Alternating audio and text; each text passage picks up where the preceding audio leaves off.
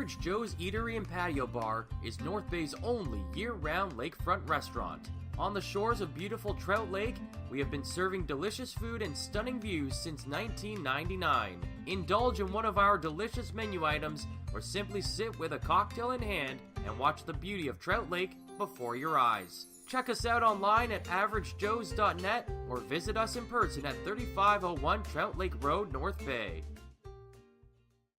As a Canadore College alumni, you have access to perks. Canadore Alumni Perks. This is a lifetime membership that includes special access to great offers, opportunities to get involved, and so much more. Graduates can access discounts and special offers from businesses and hotels locally, across Canada, and internationally. Get information on special events and news, or access the alumni job portal. Keep in touch with Canadore's alumni office. Visit canadorecollege.ca/perks. Great things happen here. You rely on your vehicle to take you to the places that matter most to you. So bring your vehicle to the team you can rely on to keep it running at its best. Dave's Automotive Services. Whether you're getting your car or truck ready for the season with a tire change, making sure you're safe on the road with an inspection and certification, or doing your due diligence to keep your vehicle in tip-top shape with regular maintenance, Dave's Automotive Services has you covered. Expert troubleshooting, quality repairs, and time-efficient labor are the 3 stars of service you can expect when you bring your car or truck to Dave's Automotive Services at 411 Airport Road. Call 705-478-5544 and book your appointment today. The Frontline Podcast, Season 3. Courtney Kenny, Matthew Sukram, Derek Lindemann, Bob Coles, and Ben Long bring you closer to your favorite teams like never before. Covering everything to do with hockey in the North Bay area, exclusive interviews with the North Bay Battalion staff and players, expert analysis on the OHL, NOJHL, and more, keeping you up to date on all things Voodoos, Trappers, Lakers, and more. It's a new season, it's a new adventure. The Frontline Podcast Season 3. Available wherever you download your favorite podcasts. Tonight's broadcast is brought to you by Average Joe's Eatery. Average Joe's, where we want your experience here to be a happy one. 3501 Trout Lake Road. And a good afternoon and welcome live into Memorial Gardens for this afternoon's OHL action between the Mississauga Steelheads and the North Bay Battalion. Today you are listening to Battalion Hockey here on the front line. Today's pregame show is proudly sponsored by... The pregame show is brought to you by La Herda Imports, family owned and operated since 1995. Visit laherdaimports.com for more details. I'm your host, Derek Lindemann, pleased to be joined this afternoon by Ben Sargent. Ben, this could possibly be the first round matchup.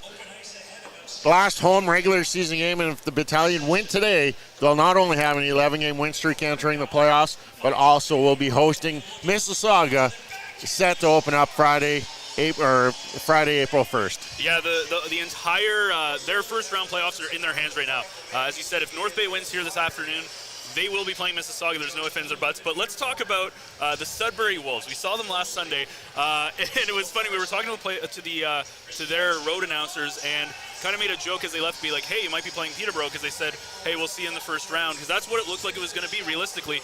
And they didn't think they'd been here because it had to have been a perfect storm to get the Sudbury Wolves where they are. They are certainly sitting fifth right now, 2 points behind Hamilton, and they own all the tiebreakers. So it's going to be interesting. They're playing the Sioux Greyhounds in the next 3 hours, give or take.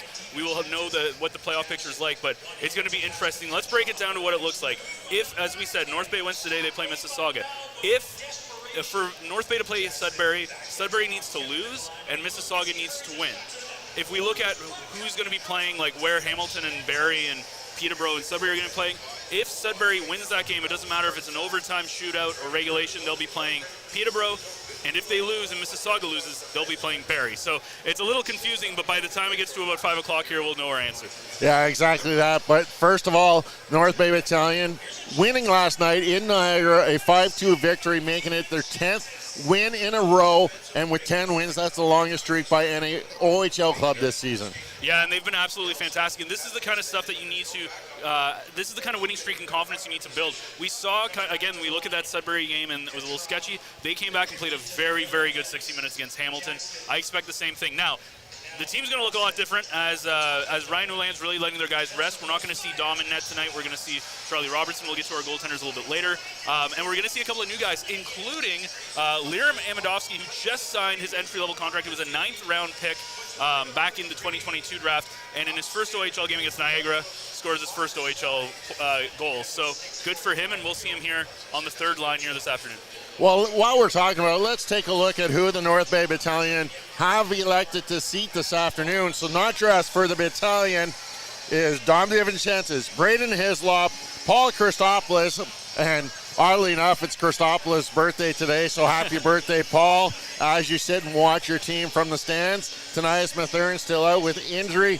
Liam Arnsby, the captain, not dressed. Josh Bloom, Kyle McDonald, and Matvey Petrov all getting the afternoon off for Ryan Ouland and the troops. Yeah, and most of the names that you said were huge. Well, pretty much all those names that you said, minus Mathern, who hasn't unfortunately been able to play, have been very critical to this Battalion season. So they're going to get a nice little day off, or last couple of nice days off before they play on Friday back here in the Gardens for Game 1. So it's going to be really good for them. Speaking of who's going to be backing up Robertson is the North Bay Trappers goaltender Mike McIver, who of course no room for him in the Voodoos, but he absolutely was dominating the great midget, the GNMHL, which is the Great Northern Midget Hockey League, which is basically the AAA teams up here. And he played absolutely fantastic. And I thought he would get the start tonight with Robertson starting last night. Unfortunately, he's going to be on the bench. But if for whatever reason he comes into this game, it might be a good little test, as he's already found himself in 2 games this year.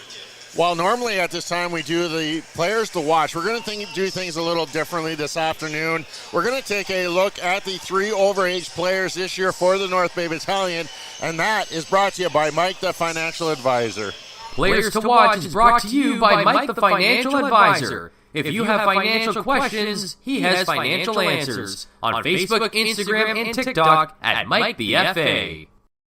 As we can see, they're getting ready for the overage presentations on the ice at center ice, as they always get presented with a great picture. Jack Lockhart does an excellent job painting a couple of original paintings, and they'll be presented to the players tonight. Let's start by the one that's not in the lineup, Kyle McDonald.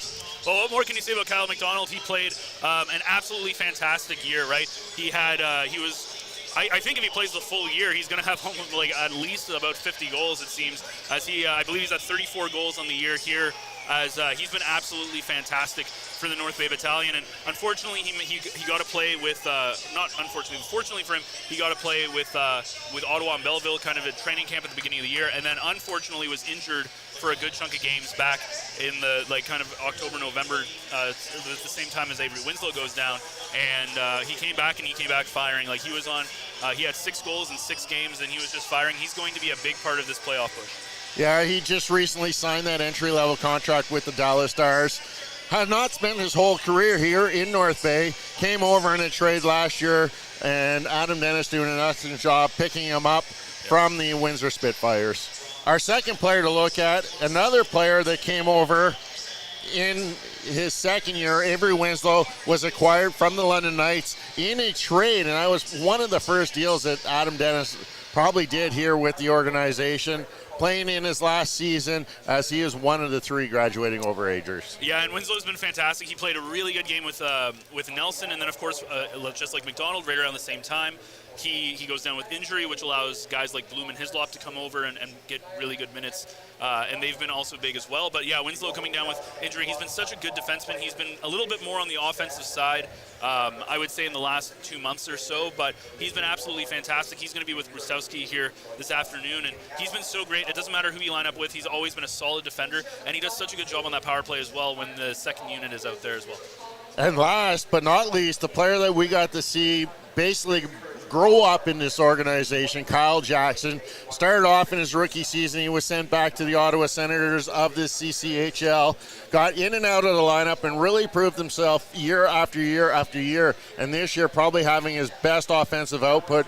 One of the top players for the North Bay Battalion, and really an offensive threat for Ryan Ouland out there on the ice. Yeah, and if you look at Kyle Jackson, he's second in the team in points, 82 points this year, 31 goals, 51 assists. And the thing is, McDonald has looked so good on that Jackson. I keep getting them messed up. Jackson is so good on that power play. And we've seen him like really, especially in the last few months as the power play has been kind of in that middle of the league, around 14th, 15th in the league. They've moved up now to 9th in the, or 8th now in the league in power play, and he's been a big part of that. He's been great. He hasn't been the best on 5-on-5, but we've seen it recently as he's starting to get kind of more and more noticeable, and he's going to be absolutely fantastic. As I think he's going to get, he's going to have a good career with Dallas. I think in the future after this year. Yeah, excellent job. All three of those overagers, unfortunately, Kyle McDonald will not be. Kyle McDonald will not be in the lineup tonight for the North Bay Battalion as he gets the night off, but the other two will be. And as it's the last game of the regular season, a lot of accomplishments have occurred this year, and I think this would be a great opportunity to take a look back at some of the accomplishments. First off, as a team, picking up the most wins in Battalion history as they come into tonight with 47 victories, 97 points. That's one more than the record for most points in a single season by the team. And all of these are not just North Bay records, they're franchise-wise records. Yeah, and they've got an absolutely fantastic team. I think this is the deepest team that I've seen. I honestly do think that this team on paper is a better team than what they were back when they first came over from Brampton. And you have, because they just have 12 great forwards. They have 9 really great defensemen. And they have, even as good as Jake Smith was way back in the heyday when they first came over, I think Dom's having probably the best season.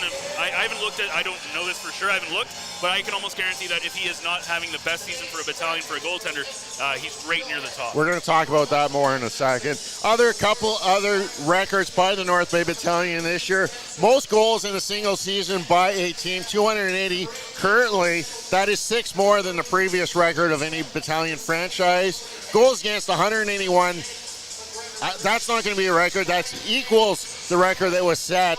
But you know what? Still a great number. So both offensively and defensively, this team has been outstanding. Yeah, and we talk about that depth, right? It's that forward depth where it doesn't matter where, if the Petrovs and Jacksons and McDonald's aren't scoring. We saw this against Hamilton. It was Romani. It was Brutowski. It was those guys who don't normally score. They're the ones putting the puck in the net. And now let's turn to two individuals that had exceptional years for the North Bay Battalion. You've talked about them already. Dom DiVincentis comes in with the most wins in a regular season by a Battalion goaltender, 36. Best goals against average by a goaltender in franchise history, 233. Best save percentage of all time, 919, and he tied the record for most shutouts in a single season with 5. Yeah, so I was right. He's having the best year of a Battalion player. That's what I thought. I knew you had the stats. I wasn't sure, but I was pretty confident that he had been the best goaltender, man. And just think, he still has like one more year, right? Especially because goaltenders take a little bit longer. It would be very shocking if he's a Winnipeg Jet next season. I think that's probably a dream. Just because goaltenders, they need a lot more development than a lot of other forwards need. Yeah. And he's not going to be quite old enough to be in that kind of AHL level and be able to be like that, mature enough to be able to do that. But to have him for one more year, I think is going to be absolutely humongous. And just imagine if he had if he had the season he's had this year, how much better he's going to be next year. And all of those numbers, he's going to finish atop of the OHL goaltenders for wins, goals against average, save percentage, and shutouts. And then turning to the other player that had some accomplishments this year, Ty Nelson. Most goals in a single season by a defenseman in North Bay history, not franchise. He's got 23 goals this season. Most points ever by a defenseman on a Battalion franchise team, now 74 points. What an accomplishment in really only his second year playing with the Battalion. Well, as you said, it was a big step forward from last year. Not necessarily, offensively, obviously, quite a bit more points than he had last year, but made a huge step defensively as well. He's played so well on both ends of the ice. And the big thing, and we talked about this in the podcast last week as well, is that he's really kind of come into his own as a veteran and as a mentor on this hockey team. Again, he lost a year from COVID. This should be his third season, and it's only his second. But he has really become one of the veteran leaderships in this locker room. And again, is he going to be playing in Seattle at the beginning of the year? I honestly think he will be. I'm sure if you ask him, I'm telling you, I'm telling you, we'll see what happens next year. But Exactly. I would not be shocked if he's starting the year in Seattle. He's just been that good. Well, let's look at our two starting goaltenders tonight for the Mississauga Steelheads. Making his 38th appearance for those Steelheads, Alessio Biglieri coming in with an extended record, 19-14-3, a 359 goals against average, and an 869 save percentage. Yeah, it's going to be an interesting game here. Again, Mississauga hasn't had the greatest goaltending depth this season. Not that he's been bad. It's just that they don't have that same kind of higher caliber of game. But again, for Mississauga, a team who was in that 4th, 5th spot, who's dropped all the way down to 7th, it's going to be a tough playoff, assuming that these two play each other, which is the most likely scenario at this point. Especially it's right in the Battalion's hands. Realistically speaking, he's going to have a big playoffs if he wants to keep his team in it. And getting the start for the Battalion, Charlie Robertson making back-to-back starts, 21st appearance of the season for the troops, coming in with an 11-6, 0-1 record, a 323 save percentage, 886 save percentage. Yeah, and again, he's a rookie, right? So this is his first full season in the Ontario Hockey League. And the thing we have to remember about Charlie Robertson is that he's been very, very good this year. He's had his moments. We look back in mid-January and kind of February where he had a bit of a skid. He kind of had the yips a little bit. He wasn't getting the gloves side. He was having some troubles there. But if you look at his last few starts, he's really locked it down. He's become a much better goaltender. And with him and McIver being on the back end and Dom still at least one more year in a Battalion uniform, it's going to be interesting to see what happens in the offseason as well. And I wouldn't be surprised if one of those two guys get moved. And Robertson, I feel like, of the two, just because he has pretty high trade value, he's a guy that could potentially be moved in the offseason because he has that trade value. Well, we're all set up here in the media booth as they are doing the overage presentations down at ice level. When we come back, Courtney Kenny will join Ben Sargent with all of your first period action here as it's Steelheads Battalion on the front line. Meals are a special time for families to gather, share their day, and spend quality time together. Those dinners are made extra special when you add tropical produce found in the markets and grocery stores that carry La Huerta imports. La Huerta knows the importance of family, so they know which quality products make the best quality meals for your customers, whether it be Mexican Hass avocados, Brazilian figs, Ecuadorian red dragon fruit, or something just as exotic and special. To get your supply of the best tropical produce at competitive prices with brands buyers trust, contact La Huerta Imports at 705-752-1478. Community engagement is one of our core focuses at McDonald's. The key is finding the right people who are passionate about the same things we are, helping kids be kids. McDonald's proudly supports local organizations such as the North Bay Regional Health Center Foundation, Big Brothers Big Sisters, One Kids Place, the Children's Aid Society, and Ronald McDonald House Charities. Stop by McDonald's on 1500 Fisher Street, North Bay, to see how we can serve you and the community every day. Hey there, I'm Mike the Financial Advisor. When you strip it down to its core and you take away all the industry jargon, I help people solve financial concerns. So if you're concerned that you'll never save enough to retire comfortably, or that your kid is going to graduate post-secondary $40,000 in debt, or maybe even that life is going to take a really unfortunate sideways turn and somebody is going to have to open a GoFundMe page for you and your family, I can help you prevent all of those things from happening. If you want to see how, you can find me on Facebook, Instagram, and TikTok. Just do a search for Mike the Financial Advisor. You should find me.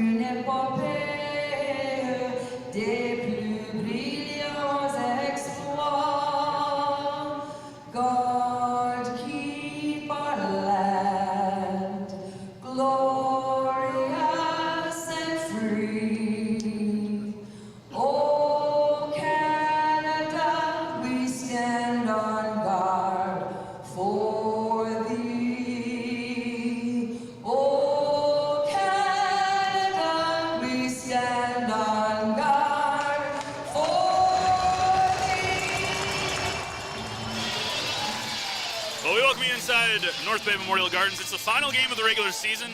It's the Mississauga Steelheads and the North Bay Battalion. With a win, the Battalion will guarantee a spot against Mississauga, a date on Friday night in Game 1 here in the Gardens. I'm Ben Sargent alongside with me, Courtney Kenny. And Courtney, it's going to be a big game here, considering that there is a chance they still play Sudbury, but a pretty good chance they're going to be playing the Steelheads. Yeah, this is definitely a playoff preview for sure if you're looking for one of those. Again, Game 1 goes Friday, Game 2 at the Gardens will go on Tuesday. The only thing unfortunate is I was hoping for Sudbury because we could do the away games and still go to work the next day, because unless more sponsorships hop on, well, we still have our day jobs, of course, right? But, yeah, so it should be a good one for sure against the Steelheads. The Battalion with a heavily scratched lineup as well, playing Charlie Robertson, as you guys mentioned, in back-to-back games.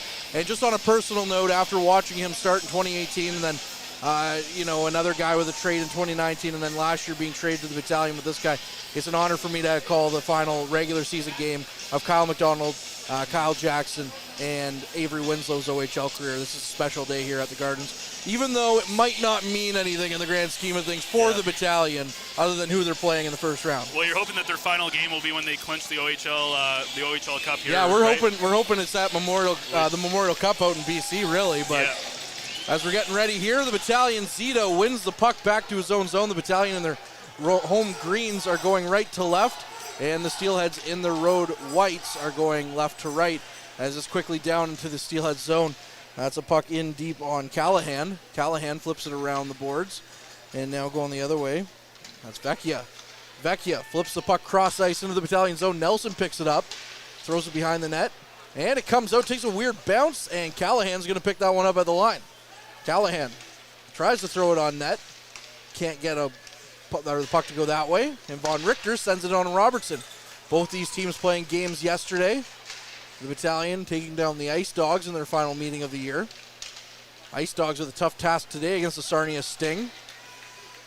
Not that I liked their hopes before, but... yeah, definitely a tough year for Niagara, but they did pick up a lot of... It's going to be a good draft for them. They picked up a lot of they have a draft picks. Stocked cupboard as now another shot just goes wide of Robertson's net, and Jackson out there. Flips the puck up ice to Ertl. Ertl. Back over to Jackson. Jackson gains the zone. Can't get a shot away, though. Procession, who's playing on that top line, tried to keep the puck in, but only momentarily. Bruskowski shovels the puck back in.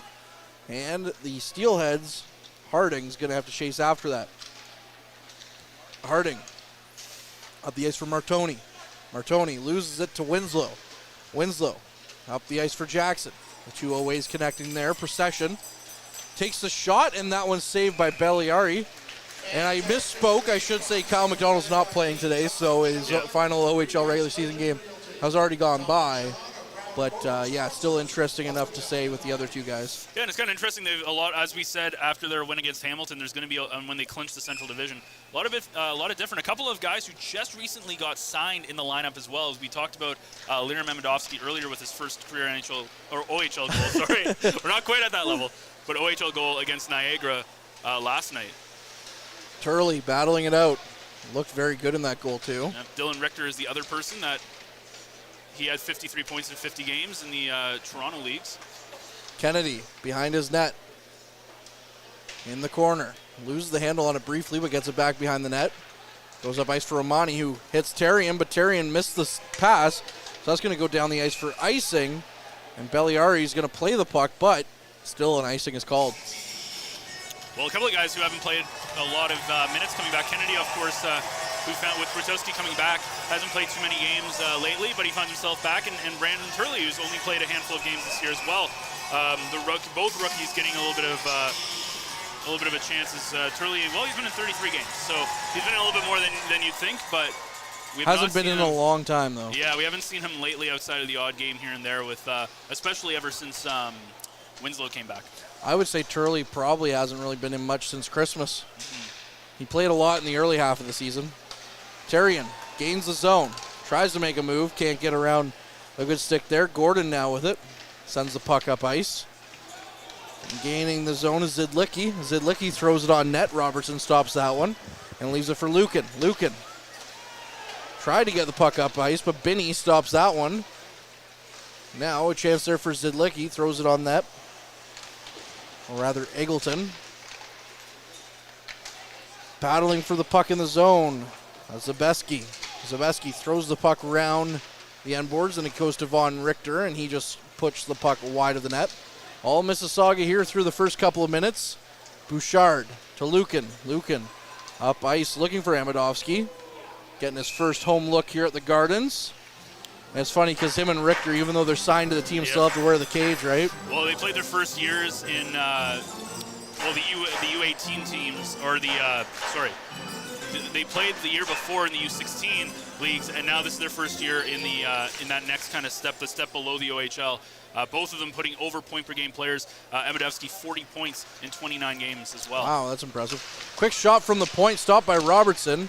Secondary chance, gets behind him, and he jumps back and behind him, but gets the puck, but it just went wide of the net, or else it would have found the back of the net, but Robertson's still able to get the glove on it anyways and cover it up. And talking about Amidovsky, as we said, 40 points in 29 games. 28 of those are goals, so almost a goal per game player, and he was picked up in the 9th round. This is not a first, second, third round player, but when you look at how many guys, and we were talking about this in pregame, how many guys, how much this team is changing next year, they have a lot of overagers. They can only hold 4 of them up until the trade deadline.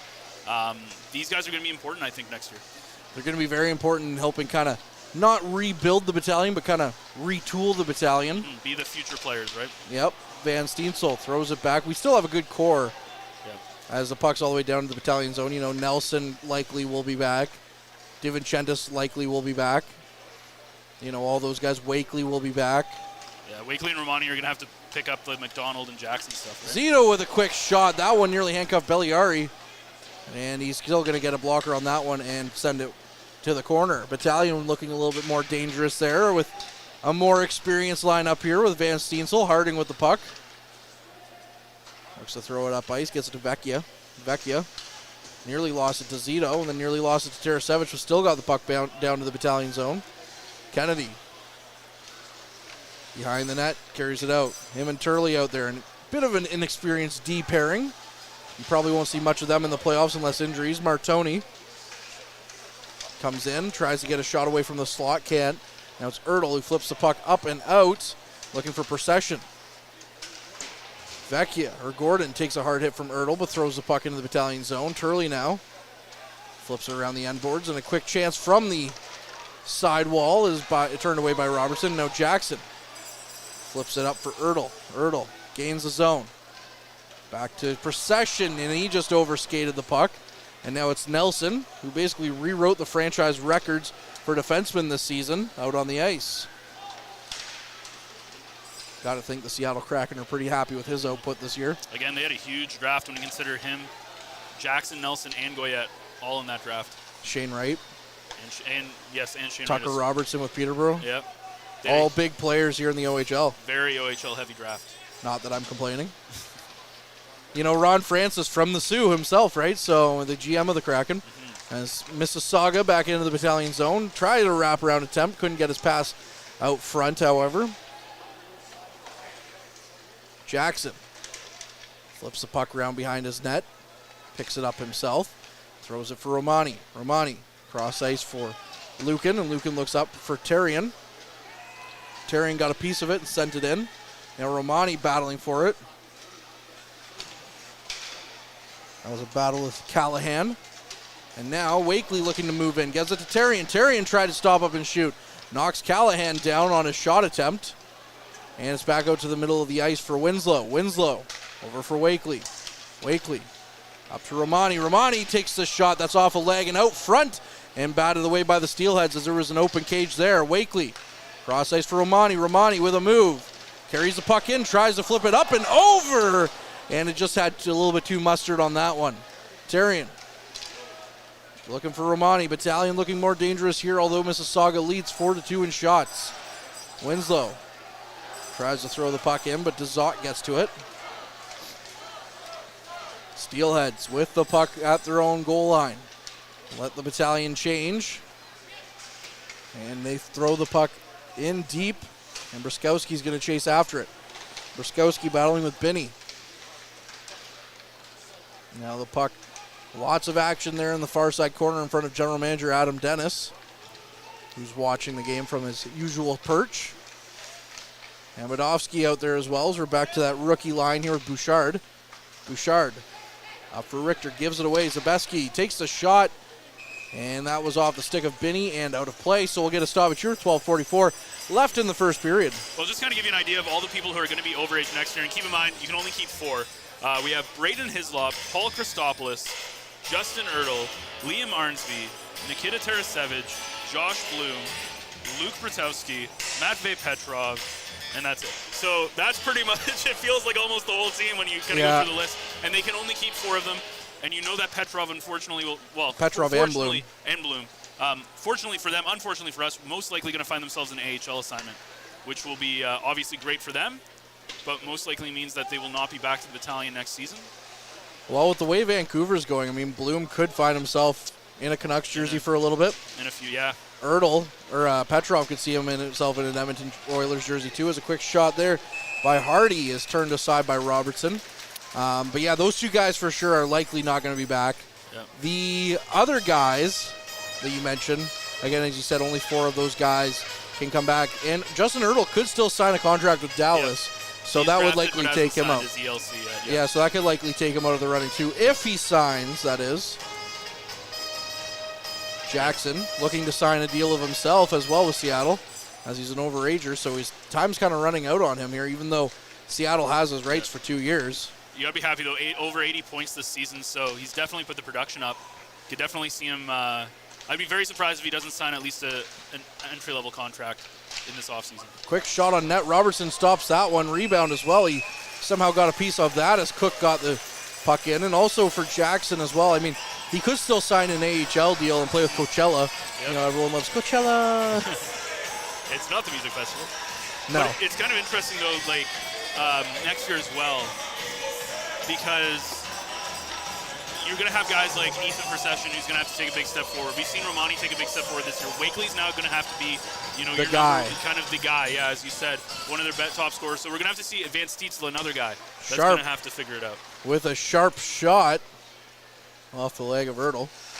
Yeah, there's definitely, that's the whole entire point of this league, though, is the development, right? Yeah. Do I think they win the division next year? Not right now. I don't think they do, but they're still going to be an interesting team to watch. It's not going to be like the pre-COVID teams that were like, okay, are they going to make the playoffs? Like, I think they're definitely going to be like that Peterborough, Mississauga, Sudbury style. I think they're going to be right in the mid of that conference, which is totally fine. Again, they're going to build things up, and that's what Adam Dennis's job is, and it's going to be interesting to see how he builds this team up. Is his first real chance as a GM.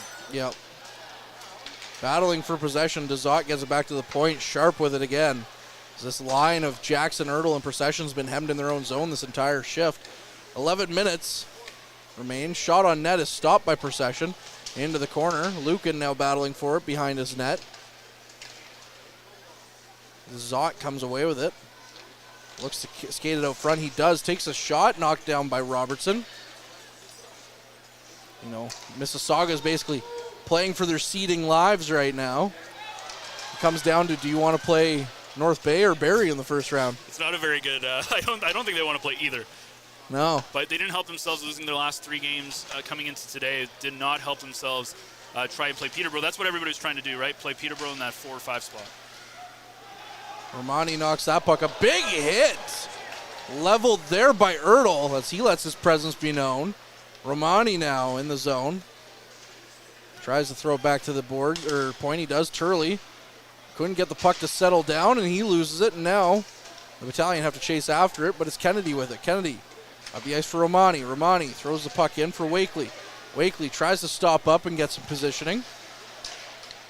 And now it's up to Martoni. Martoni through the neutral zone. Sends it in for Turley. Turley tries to get a past Harding, but can't. And now it's back out to Martoni. Martoni takes a shot, and that's stopped by Robertson, so we'll get a stoppage here. And right now the name of the game is Romani grabs a Mississauga player from behind, and we get some rough stuff as we reach our mid-period break. Real quick before we go to our break, the name of the game right now for the Battalion is anyone who's in the lineup today, don't get hurt. Yeah, any of the regulars, for sure. All right, we'll be back on the other side of this with more Frontline broadcast game day action. And, of course, we'll hear from Derek Lindemann on the other side of this. This period is brought to you by Canada Alumni Perks. Get information on special events and news or access the Alumni Job Portal. Visit canadacollege.ca/perks for more information. Well, Derek, as they play a nice video tribute for Kyle McDonald up on the boards. Of course, we know it's an OA day, and you were kind of, I was going to say up close and personal with the paintings, but you weren't because you were up here doing the pregame show. But what's the thoughts down between the benches right now? Derek, can you hear us? Apparently he can't hear us, so we'll just keep on going. But a nice, as we said, 141 points and 187 OHL goals or games for Kyle McDonald. The majority of those points came for North Bay, though. Yeah, he absolutely played fantastic for them. As, I think we got Derek. We got Derek now. Derek, what's going on between the benches? As we had a nice little video tribute there for Kyle McDonald up on the board. Not much really happening down between the benches. The Battalion trying to get a feel for this game as they got quite a few different skaters in the lineup tonight. Robertson has had to be alert early. Really good with his rebound control, stopping all 8 shots fired his way so far, Courtney. How have the two new guys looked from ice level, Richter and Amadovsky, who are out on the ice right now? Haven't really noticed them. They seem to be a part of the group, talking to everyone. Just the whole team as a whole, getting everyone involved so far. All right, Derek, we'll hear more from you as the game goes on, of course. Thank you very much from between the benches. As we're back underway, Amadovsky with the puck. Up quickly for Bouchard. Bouchard, who got into a fight that wasn't a fight against London, throws the puck in on net. Match. Yeah. You know, if I paid good money to go to that Monday Night SmackDown or Sunday Night Raw, and I just saw him lift him up and put it down, and it wasn't, and that was it, I'd be like, okay, come on. Where's Vince McMahon? Oh, wait, he's not in charge anymore. Where's Vince McMahon? It's Monday Night Raw. I know, Monday Night Raw, but it was Sunday. Yeah, I know. It was Sunday. Friday Night SmackDown. It was Sunday. The game was Sunday. Yeah, it's a pay-per-view. Whatever. I can tell you right now, there's a couple of those guys that might be trying out for the UFC with the way that the fights went on in that game. As is now up ice for Zito. Zito gains the zone, flips it over for Tarasevic. Back to Zito, back to Tarasevic. And a shot by Van Steensel, and they score! North Bay's up 1-0 with 8:35 left in this first period. We talked about Van Steensel needing to take a big step next year, as he's going to be one of those guys who's going to find himself in top 6 minutes, most likely. And he's kind of had a bit of a regression this year. He hasn't quite put up the points that he did in his first season as a North Bay Battalion, but this is now his second goal in 2 games, and this all starts with Zito. Zito and Tarasevic, a beautiful little tic-tac-toe to finally get it to Van Steensel. You okay? Well, yeah, because it was more than 3 passes. I guess, yeah. Yeah. So it looked like nothing was going to happen. Yeah, but you got to give it. Zito with a beautiful play. Tarasevic, another guy that we don't know if he's going to be back next year either. There's a lot of speculation, and but he's been absolutely fantastic this year as well. Even if the points don't necessarily show it, he's looked very good on the ice. That's his 11th of the year. Owen Van Steensel quietly picking up 2 goals in his last 3 coming into the day, so make that 3 goals in his last 4. Looking very dangerous all of a sudden here, Owen Van Steensel. And if he can get going for the playoffs, that makes this team even more dangerous, an already dangerous team even more dangerous here for the Battalion. And as you said, a bit of a regression this season, but his points total starting to get up there as well. So quietly having a good second half here for the Battalion, and that's kind of what he did last year too, although it wasn't so quiet. Jackson out front for Procession. Procession tried to get a shot away, and he fanned on that one. Just under 8 minutes gone here. Dezot to Callahan. Shot flipped on net. Robertson got a blocker on it, threw it up in the air. Jackson over for Lucan. Lucan quickly up ice for Ertl. Ertl just spins around looking for some options to pass to. Up to Lucan. Lucan back to Ertl at the red line. And Ertl trying to battle the puck forward, loses to Vecchia. Vecchia gains the zone, but not for long as he loses it, and Lucan sends it right back down the ice, and Harding picks it up. Harding quickly up ice now. That's Kai Schwint who throws the puck on net, and Robertson gloves that one down, and we'll get a stoppage here. Yeah, and a great start for the Battalion so far. Even though they don't have their A team out there, with a lot of guys sitting, a lot of new lines and everything like that. And we're seeing a lot of these young guys getting a lot of minutes. We've seen Tarian getting a lot of minutes. We've seen the Richter, Bouchard, Amadovsky line getting 3 or 4 shifts already in this first period. So you can tell Ryan Ulan is really managing the minutes for his top players, even though they have another week, just under a week between their game 1. But he's really letting those youngsters get a chance to play. Yeah, it'll be all hands on deck for the Battalion this week as they come up to the playoffs. Bruskowski Cross ice for Romani. Romani in for Terrian. Terrian scores! Jacob Terrian shovels the puck past Belliari. And the Battalion are now up 2-0 on back-to-back quick goals. Well, Terrian's had a couple of really nice deets in this game that he's tried to kind of get it through. We're seeing a little bit more of that stick work. We haven't seen that this much this year, and I think that a lot of that has just been when you're playing in a much more serious game and in a much more serious environment. You tend to not have that kind of freedom, and in this game you can just tell he feels a lot looser. He's not as kind of tight, and you see that there. A great stick work from Terrian. Here's another guy who I think is going to be very important next year along with Procession, and we see some great stick work from him in tight. That's goal number 7 for number 6 in your programs. And now it's back to number 7, Braden Turley, who flips the puck down the ice. What a nice goal, too, by Jacob Terrian. Steelheads. Got to give a lot of credit to Romani, too, with the pass. Romani's going to be deadly next year. Dezot with a quick chance. Back up. Rebound chance stopped away by Robertson. And then the rebound on that one is turned away. And now Wakely in alone with no glove. Tried to get a shot. Romani got to it. And now Wakely has to go back and pick up his glove and go off for a change. Wakely nearly had a good chance. He has yet to score since he hit number 30 a few games ago. He's the only one recently on the podcast that didn't score shortly after being on the podcast. Did Van Steetzl score right after? I thought he had a couple of games. Well, I mean, he's doing well now. So yeah. Maybe sometimes it just takes a second to get going. Yeah, the podcast voodoo magic there. Helping the Voodoos yesterday with Caden Long. That's a wild game that happened there. As we get another stoppage here in the corner. The Voodoos were up 5-1 to start the third period. Yep. Hurst battled back in the first couple of minutes. It was literally goals, like 3 goals in the first couple of minutes to make it 5-4. Yep, it looks like Bouchard's going off for hooking here as well. Yeah, Bouchard to the penalty box. So it looks like, and then the Voodoos were able to turn it around and make it an 8-4 game. Yep, they're playing game 2 here today. A big series against Hurst as they play. I believe it's Tuesday, Wednesday in Powassan. They do. We'll have those games for you, of course, on the front line. Potentially sweep if they win today. And put it out there in the ether. Now it's not going to work. Thanks. So Brett Bouchard is off, as Ben mentioned. A quick chance out front, and another shot comes in. Robertson looked behind him, but he had the puck. So quickly, the power play for the Steelheads, not so great. 19.7 on the season percentage-wise. They've given up 10 shorthanded goals against, and of course, what more can we talk about with the Battalion penalty kill? Only given up 35 goals on 276 attempts. 87.3%. That's been number 1 for most of the year. Plus 16 shorthanded goals, 5 of those coming from Tarasevich. Swint comes in, he scores. And the Steelheads looking like they aren't ready to play North Bay just yet in the playoffs. They sneak one past Charlie Robertson and cut the lead in half. Yeah, and again, for those who weren't in the pregame, the way of Mississauga, or at least North Bay plays Sudbury, Mississauga plays Barrie, is Mississauga needs to win here this afternoon, and Sudbury needs to lose. And that's the only way it can go. And they need to lose in regulation because they do own all the tiebreakers against Mississauga. So Sudbury needs to lose to the Sioux, who they're playing right now, in regulation, and Mississauga needs to win here. Doesn't matter if it's regulation or overtime, they just need to get the 2 points. But realistically, it looks like this is going to be the first round matchup, I think. And you got to give a lot of props to Sudbury, who by this time last week, it looked like it was a lock. Hardy walking in, takes another chance, just floats that over the net. Turned away. That was Martoni, actually.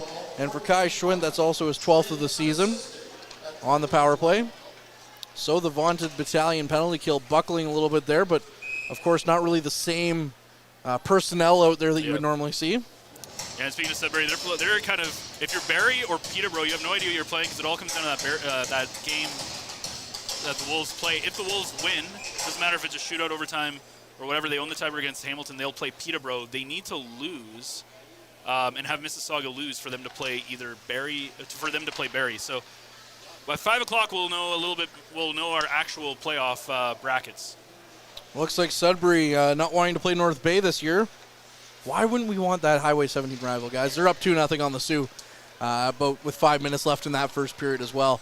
Jackson up the ice quickly for Procession. He throws the puck on net, but it hit Winslow through the center of the ice. Bruskowski sends the puck in deep. Coming away with that one is Larson. And now in all alone is Martoni. Martoni with a quick shot. Tried to get it in. That one hit the post, and then Winslow came and took the puck away from Robertson, who's just about to cover it, but Martoni had Robertson beat. He just couldn't beat the post. My goodness.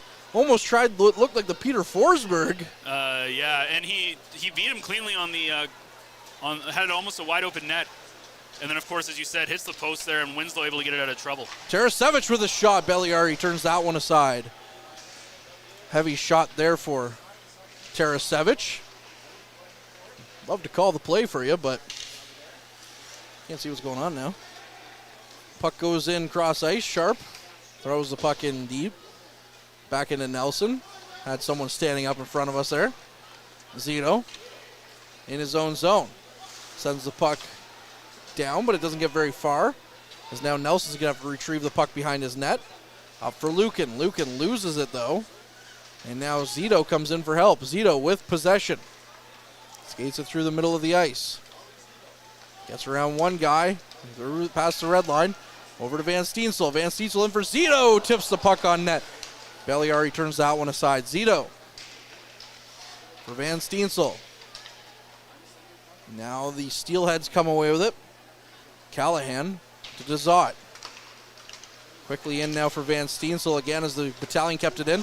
Tarasevic takes the shot. Belliari with a quick shot there, or save there, but he didn't look like he was very comfortable on that. It might have stunned him a little bit.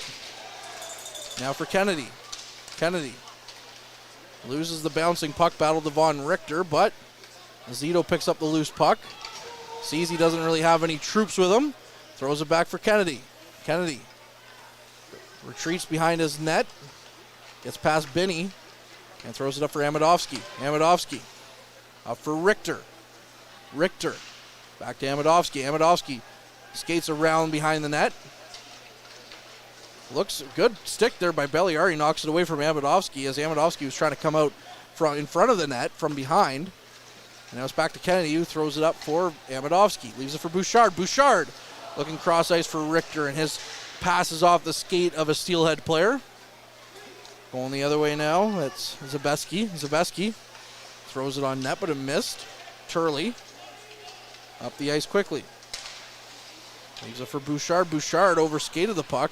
And now back on the attack is Vecchia. Vecchia gains the zone. Battling for it in the near side corner with Winslow.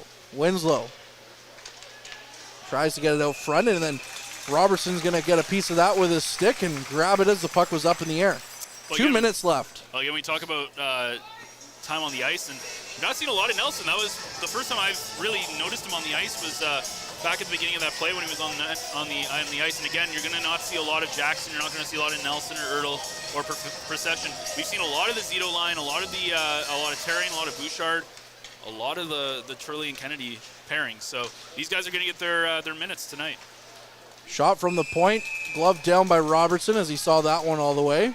So we'll get another stoppage here. 2-1 Battalion lead.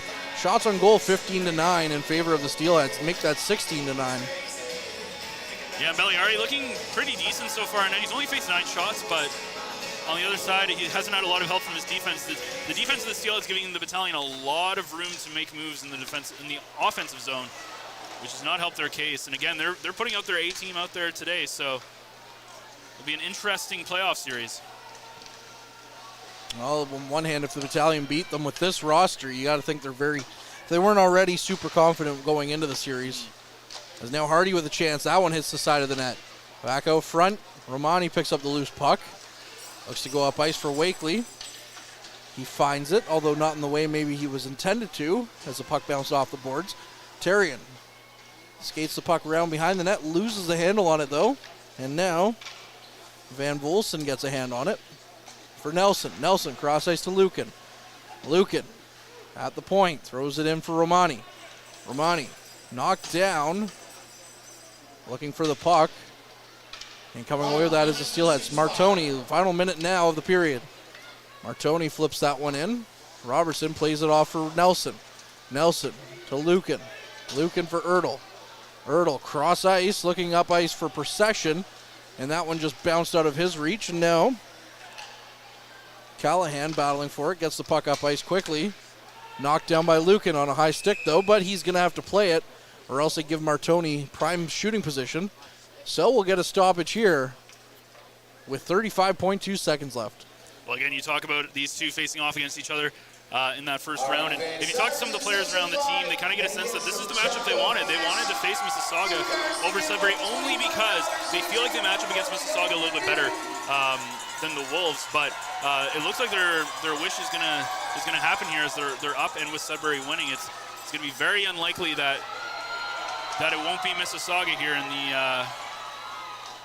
the first round. Just a quick update on that game here momentarily as the puck flipped back in for Nelson. He goes after it.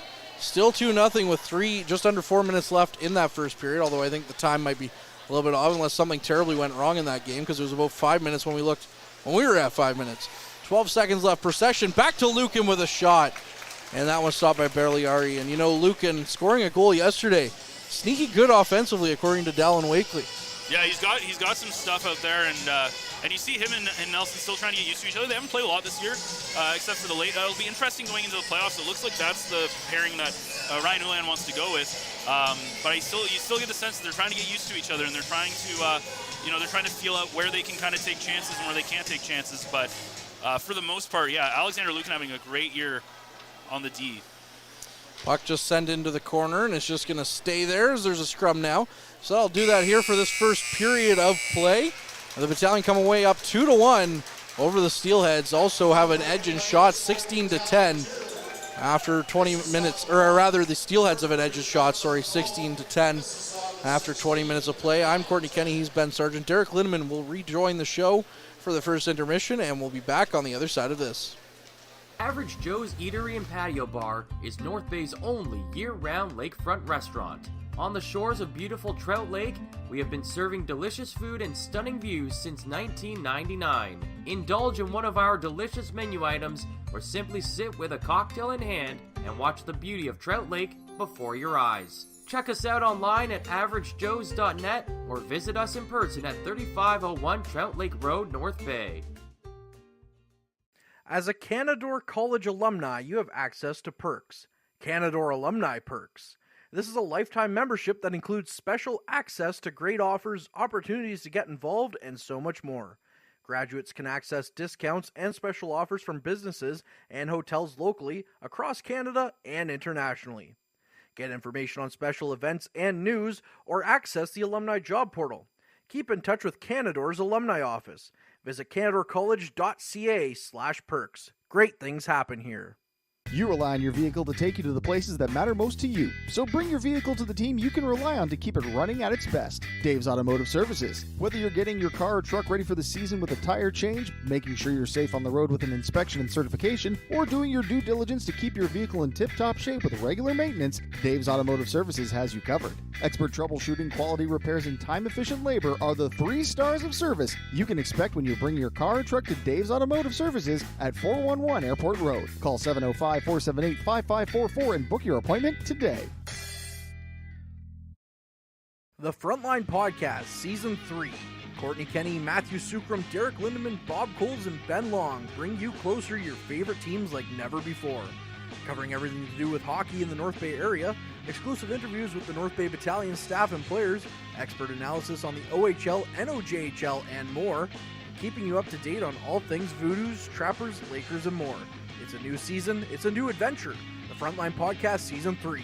Available wherever you download your favorite podcasts. Tonight's broadcast is brought to you by Average Joe's Eatery. Average Joe's, where we want your experience here to be a happy one. 3501 Trout Lake Road. And we're back inside Memorial Gardens, where the North Bay Battalion have a 2-1 lead over the Mississauga Steelheads through one period of play. Let's take a look at the scoring summary in that first period. Owen Van Steensel got things started off at 11:25, his 11th of the season from Nikita Tarasevich and Pasquale Zito. And then Jacob Tarian made it 2-0 at 13:07, his 7th of the season from Romani Brustowski. And then Kai Schwint, with his 12th of the season, cut that lead in half for the Mississauga Steelheads. That was an unassisted goal on the power play at 14:20. Only one penalty in that first period and went to Brett Bouchard. He went off for hooking at 14:06, and it took no time for the Steelheads to capitalize on that man advantage. Shots on goal through one period. It's the Steelheads outshooting the Battalion 16-10. Taking a look around the OHL tonight on this final day of the regular season. Two other games currently underway. First off, it's the Sarnia Sting leading the Niagara Ice Dogs 3-0 through 20 minutes of play. And the game with some playoff implications here with North Bay. It's the Sudbury Wolves leading the Sioux Greyhounds by a score of 2-0.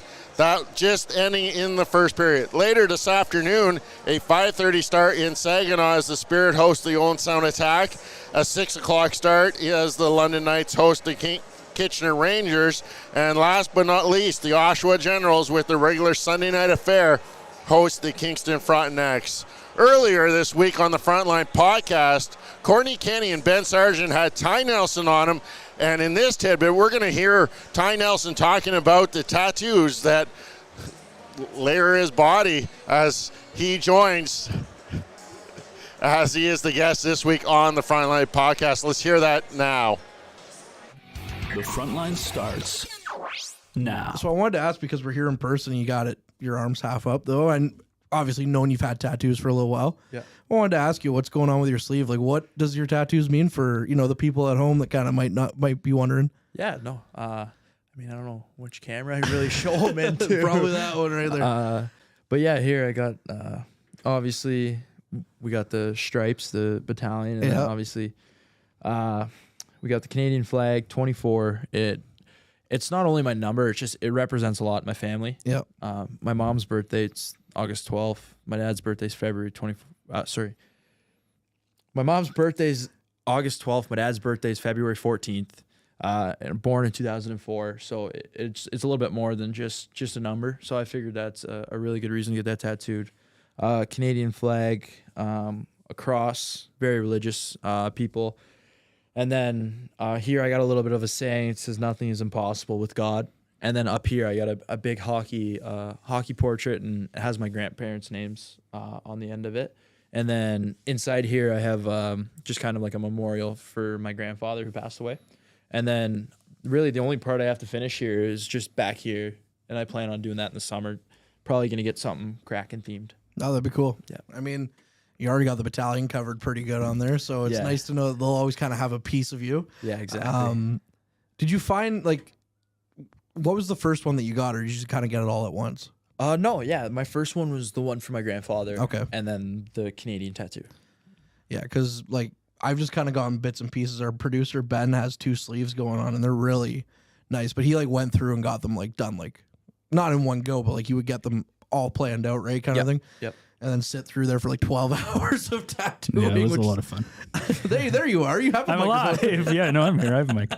Yeah, no, it's great. I mean, I love tattoos. It's my grandfather had them, my dad has them, my sister has them, and it's just something I find it's just kind of a way I can display some things that I love, and I think it's great. I mean, my dad was always straight up with me. He goes, "Listen, if you want tattoos, I support you 100%. It's got to be something meaningful." Yeah.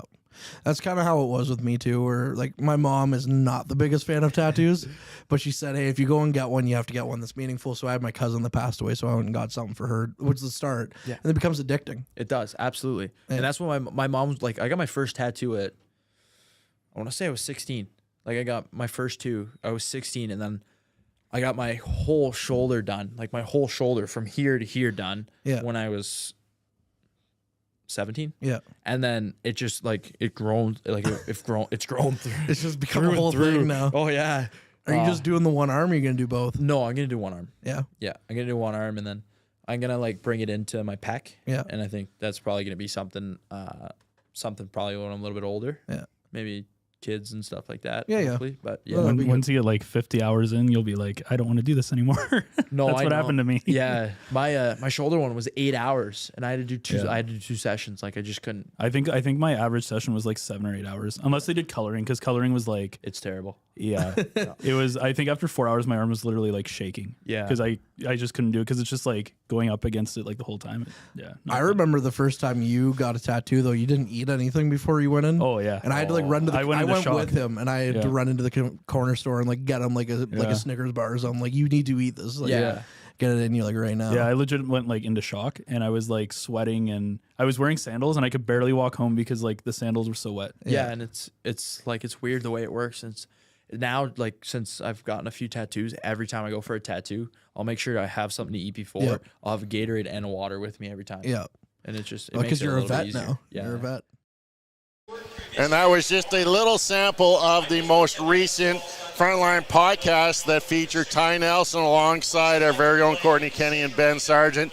You can catch that full episode wherever you get your favorite podcast, whether it be Apple, Google, Spotify, or you can watch the whole episode on the Frontline YouTube channel. Well, Ben, that was quite the experience with Ty Nelson, having that opportunity. You yourself, one of numerous tattoos, getting to talk ink with another member. Yeah, it was cool because this was the first time that I've been able to like talk to a Battalion player. Like, well, I guess him and Wakely, like the first two that we did in studio. It was really cool to be able to actually get to talk to them in a more kind of non-Zoom. Because when you get into Zoom, it's a little bit more interviewee and they get kind of into media mode and stuff. Here it's a lot more relaxed and get them relaxed before kind of start just talking like normal, and you tend to get better conversations out of them. So it's really nice to kind of dive into more of the conversations and dive into more, not just the classic like pucks in deep and the stuff that people kind of regurgitate and they're taught to say. So Nelson, very impressive with how he talks and composes himself, and it was a really fun. It ended up going from 30 minutes to an hour and a half. So it was it's definitely a great interview to listen to. If you want to get more Frontline podcast, recently out, the last episode of the 3-2 count now can be found wherever you get the Frontline podcast, and also a very special edition of the Frontline podcast featuring the Powassan Voodoos teammates Danielle Duraclo and Caden Long, and then the crew discuss the upcoming NOJHL playoffs. And speaking of that, the Powassan Voodoos capturing game 1 of their first round playoff series, an 8-4 victory last night against the Hearst Lumberjacks. That game up in Hearst. Game 2 is set for tonight. And then games 3 and 4 are back in Powassan, with games 3 going on Tuesday. And then Wednesday night will be game 4. You can catch all of the Voodoos playoff action home games here on the Frontline YouTube channel. But the Battalion lead the Mississauga Steelheads 2-1 after one period. If things hold up, this is definitely the pre-match of this upcoming playoffs. Yeah, especially considering that Sudbury's up 2-0 to Sioux after one period. Unless I don't think that's changed. I think I just checked. No, both of us are in intermission. Yeah, and they're both intermission. So unless the Sioux can come back, and it's only a 1-goal game here, it's kind of a weird game though, because there are so many backups, and we're seeing even though like guys like Nelson and Jackson and Ertl and like those guys are in there, we're not seeing them a lot on the ice. We've only seen Nelson. Maybe he's played maybe like 4 or 5 minutes in that first period, a lot less than what he would usually play in a period. But we're seeing a lot of guys. We're seeing a lot of that Richter, Bouchard, and Amadovsky line. They've looked pretty impressive. Terrian's having him a heck of a game with Wakely and Romani. Tarasevic has looked good. That Zito Van Stietzel line. And I love seeing those guys getting a little bit more time to kind of shine. And again, we talk about next year, and we talked during the period about all the people who are going to be overagers, and they're losing a lot of their lineup. And realistically, guys like Van Stietzel and Romani and Wakely, they need to take that next step up. Terrian and Procession are going to be those kind of in that top 9. They're going to be much more important as forwards. So these are the kind of games where you really want to be able to see what you can. And there's no pressures there. It doesn't matter if you win, doesn't matter if you lose. Just go out there and have fun. And I think that's what you're seeing, especially from Jacob Terrian. Okay, you've talked a lot about the forward group. I want to ask you about the pairing we've seen tonight, Turley and Kennedy. This is a pairing that could be together 3 or 4 years. They're looking good tonight, and the future looks bright for the Battalion back end. Yeah, it definitely does. Like, again, Turley's a guy who got into a lot of games early on in the season, not so much in the back half of the season. And Turley, there have been a couple of times where he struggled to get the puck out of the zone. And him and Kennedy, obviously, they haven't played a lot together, so they haven't really had, or at least lately, so they haven't really had that chemistry to be able to be on the same page. I think they've looked decent, and I think they've looked as good as you can be for people who haven't played that much lately, right? But as you said, they are the kind of the future, and especially a guy like Wyatt Kennedy, who's played in pretty much every game this season except for the last like 2-3 weeks in the month of March. he's a guy who's looked very impressive this year with Mathurin being out. Exactly. Charlie Robertson getting back-to-back starts. He got the win last night in Niagara, made 15 saves in that first period, and the one that beat him was kind of a defensive lapse as the center got free and wide open in front of Robertson. He's looked solid, and to me, I felt the big difference is the way he tracks pucks with his eyes. Yeah, I do agree. I think he's doing a much better job there. He almost got beat as well earlier in that period where the puck beat him, but just hit the post, fortunately for Charlie Robertson. And I think he's looked good. And again, it's going to be an interesting offseason because we talked about Mike McIver potentially. Now, he could be a Boston Voodoo next year. We don't know. But with both him and Charlie Robertson being kind of behind Dom for at least one more season, you have to kind of think that one of these guys might be traded this year. And if you look at the trade value, again, Charlie Robertson with OHL experience is probably the one that's going to be on the trading block. Now, I'm not saying he's going to get traded. I think he's been a solid backup for the Battalion. But you have to kind of look at the future and say, who do you want to be your starter the year after when Dom is most likely going to be playing for Winnipeg or the AHL affiliate? And you have to ask, and I think that's a question that Adam Dennis will answer, and I think we'll get our answer if Charlie Robertson and Mike McIver end up getting traded. Exactly that. But right here, first things first, it's the North Bay Battalion leading the Mississauga Steelheads by a score 2-1 after 20 minutes of play. When we return, Courtney Kenny will rejoin Ben Sargent for all of your second period action here on the front line as it's Steelheads Battalion this afternoon.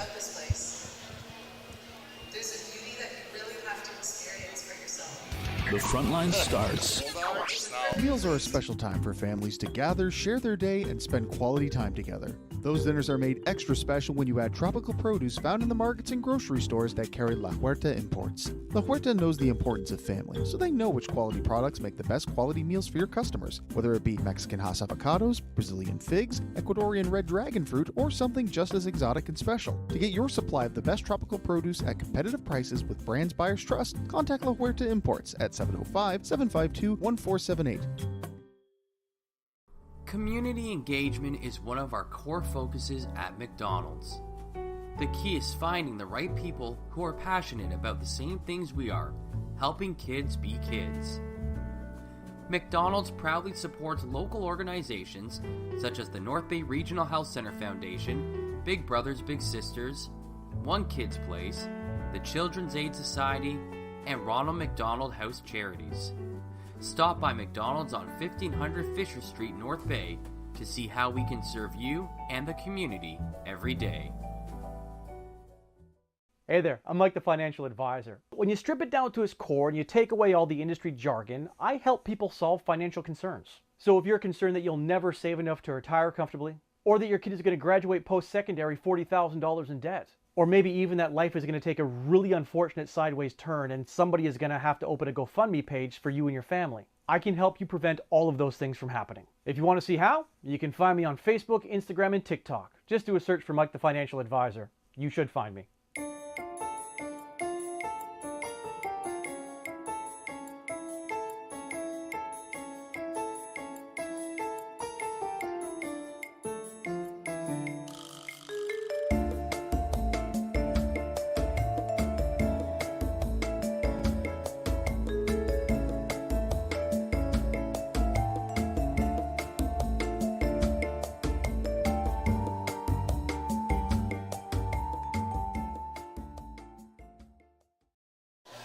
Well, we welcome you back inside North Bay Memorial Gardens. It's 2-1 Battalion lead as they put out their kind of their B team here this afternoon against the Mississauga Steelheads. Big game for the Steelheads, but they need to win and they need Sudbury to lose to the Sioux. They're up Sudbury up 2-0 as we welcome you back, Ben Surge, along with Courtney Kenny as we get ready for the second period. Thank you very much, Ben, as the Battalion are quickly with the puck, flipping it into the Steelhead zone. The Battalion in their home greens are going left to right this period, and the Steelheads in their road whites are going right to left. As the puck is in the Steelhead zone and battled around. Zito with a quick shot. That one's topped by the Steelheads netminder there, and that one's knocked away as well. Yeah, Belliari getting tested early here. Only had 10 shots in that first period, so when you look at it, Battalion didn't put a lot up, but they still found 2 pucks by him, thanks to Van Steitzel and by Tarian. Big goals for sure for the pair. Again, those are going to be big guys when we look at it next year with the amount of turnover this roster is going to have. Hit there by Van Steensel as Vecchia gets the puck up. And now it's Jackson to Tarasevich. Tarasevich up to Van Steensel. Back into the middle of the ice for Jackson. Jackson skates around, tries to throw the puck out front. That one nearly was knocked in. And now Hardy, always a dangerous player against these Battalion, gets the puck in, and a shot on net is turned aside by Robertson. Robertson up to Ertl. Ertl for Tarasevich. Tarasevich just whacks at it and sends the puck down into the Steelhead zone. Jackson now battling for the puck. Looks for some options, and now coming away with it is Ertl. Ertl throws the puck on net. A weird bounce hit Belliari right square in the chest as he was jumping up to stop the puck. And now going the other way. That's a shot by Cook, and it rides up top of Robertson and goes over the net. Now Winslow with Ertl. Gets it out to the neutral zone, but Larson gets to that one. Almost 2 minutes gone here in the second period. 2-1 Battalion lead. Shots on goal 17-11 in favor of the Steelheads. Cross ice now. And that one's knocked in there by Martoni. Martoni looking for Cook as he hit Ertl, and Ertl went down. But Cook didn't get to the puck. Winslow carries the puck up and out. Couldn't get it too far out. Now Martoni with a chance. That one's stopped. And then the rebound just thrown wide of the net. Ertl throws the puck out in front of the net. Dangerous pass there by number 9 for the Battalion. Now the Battalion with another chance to clear their zone is Brskowski. Brskowski flips the puck up and out. And now back in again goes the Steelheads. Zidlicki near side wall. Tries to throw the puck out front. Winslow gets to that one. Winslow with a dangerous pass out front. As the Battalion kind of caught sleeping here earlier in the second period. Another chance. Side of the net. What a save by Robertson. Oh my goodness. Coming out of nowhere to get down with the paddle on that one. Wide open net to the side. And the puck is up and out of play. And Charlie Robertson with the save of the game so far. It looks like me when I be a pro in the NHL games. Just randomly having to flop. But what a nice save by Robertson. As you said, he had to get over there. And he kind of preemptively jumped onto his side as he was able to kind of cut off that angle. And as you said, a very lackadaisy kind of game for the Battalion. They're not really playing for much. And you see it a lot in the second period. They're making some really bad plays in their own zone. Another chance there, and they tie it up. That's the Steelheads. As Ryan Struthers, brother of Battalion legend Matthew Struthers, ties the game here for the Steelheads right off the face-off. Again, it's just the Battalion are just they just kind of, you can tell that they're not really playing their A game here today, and they're just trying to get through this game, not get any injuries, and you really see that in the second period here. And I'm sure they're watching that Sudbury game as well, and they can kind of tell that, you know, this might be a game that doesn't really matter the outcome, though it still does matter. And you can see Mississauga, they care a lot. So if you're the Battalion, you got to start tightening it up because you still got an 11-game win streak on the line here. As Struthers' first of the season, so that's why they were celebrating pretty hard on the bench. And you know what? At the end of the day, it's like pick your poison, right? Yep. Do you want Barrie? Do you want North Bay? You know, like that's who it comes down to. Do you want to try and stop Brant Clark, or do you want to try and stop the 6 strong defensemen and 4 strong forwards or 4-line forwards as the Robertson trying to, or do you want to face Dom DiVincentis in a playoff series, right? Like it's both Battalion and Barrie is kind of like, if I'm Mississauga, I'm like, who do I really want? Because the ladder of two evils, right? It's or the lesser tough too, two because evils. the top 3 teams, if you look at Ottawa, Barrie, North Bay, you don't want to play them, and that's why that 4-5 matchup was so important, the one that Sudbury's fighting for against Peterborough, because if I'm Hamilton, I don't want to play Barrie either, and it's one of those things where these teams, especially the bottom 3 or 4 teams, they just want to get to that second round, because you know they're playing in Ottawa. Well, unless anything crazy happens, they're most likely playing in Ottawa, North Bay, Barrie, so it also helps to get more revenue from teams, from attendance, and of course, it gives a lot of experience to these younger teams, which is a big one. Well, for Mississauga, I don't think revenue is really an issue. No. Because they don't really bring in anybody. Yeah. No, Niagara's still pulling in 4,300 people. Yeah, I know. I saw that. I was like, that whoa. was impressive. For a team bad weather's not an issue in Niagara. No, for the team that's at the bottom of the OHL, very impressive playing a game that really doesn't matter. They're still able to pull out over 4,000 people. And they're playing Sarnia, who I think Sarnia is going to be the team to come out of the West this year. They're playing Sarnia today, so it's kind of like, good luck. Yeah, and their record is very, Sarnia's record is not the record that, it doesn't really match up with what their team is. They went hard at the trade deadline, and they really are a much better team than they are on paper, that they are on from the standings perspective. And that I do think realistically, if the best teams on paper make it to the finals, I think it's a North Bay Sarnia final. But of course, with the playoffs, anything can happen, and we've seen that time and time again in all sorts of leagues. Bouchard shovels the puck in, gets it in deep. Belliari just motioning to his players where the puck's going. And it's back to the point for Nelson. Nelson winds up, takes the shot. That's off Van Volsen's skates. And now he gets the puck up through the neutral zone, but Nelson gets the loose puck. Throws it up for Amadovsky. Amadovsky to Bouchard. Now flipped back out by the Steelheads. Nelson picks it up right at the blue line. Goes cross ice for Richter. Richter. Long way from AAA to be accepting a pass on your tape from a guy like Ty Nelson. Van Volsen flips the puck cross ice. Go ahead, sorry. I was just going to say Adam Dennis keeping a very big eye on this one. Doesn't quite have the clipboard out, but you can tell that he's watching all these young guys and how they play in this game. He usually has an iPad with him is what he's watching. And he usually has the play that he can just queue up right away on a replay and stuff. So he's, even though quick shot from the side of the net turned away by Robertson, even though he's not playing, he's basically as much a player out there as anybody. Even though his playing days long gone in this league. I think he's a little too old. He might be an overager yet. Callahan up the ice quickly. Flips that one in. Callahan with the puck again. Takes the shot. Robertson knocks that one down. Then wraparound attempt somehow stays out. They had Robertson dead to rights on that one. Von Richter with the shot off the post. And now back out to the blue line. The Battalion can't clear it. It's been all Steelheads here in this period. Ertl throwing his weight around, though, knocking down a Steelheads player. Back to Callahan at the point. Callahan flips the puck in, goes wide of the net. Another chance here for Mississauga. Back to Von Richter, although Procession gets the puck up and out of the zone. But can't get it past the red line. And he's just going to throw the puck back to his defenseman, Winslow. Winslow, cross ice for Bruskowski. Bruskowski up to Ertl. Ertl couldn't get the backhand chance to go into the Steelhead zone. 13:40 left in the second period. 2-2 is our score. Shots on goal 23-12 in favor of the Steelheads. Larson flips the puck up and out. Binney battling with Bruskowski to Terrian, now to Wakely.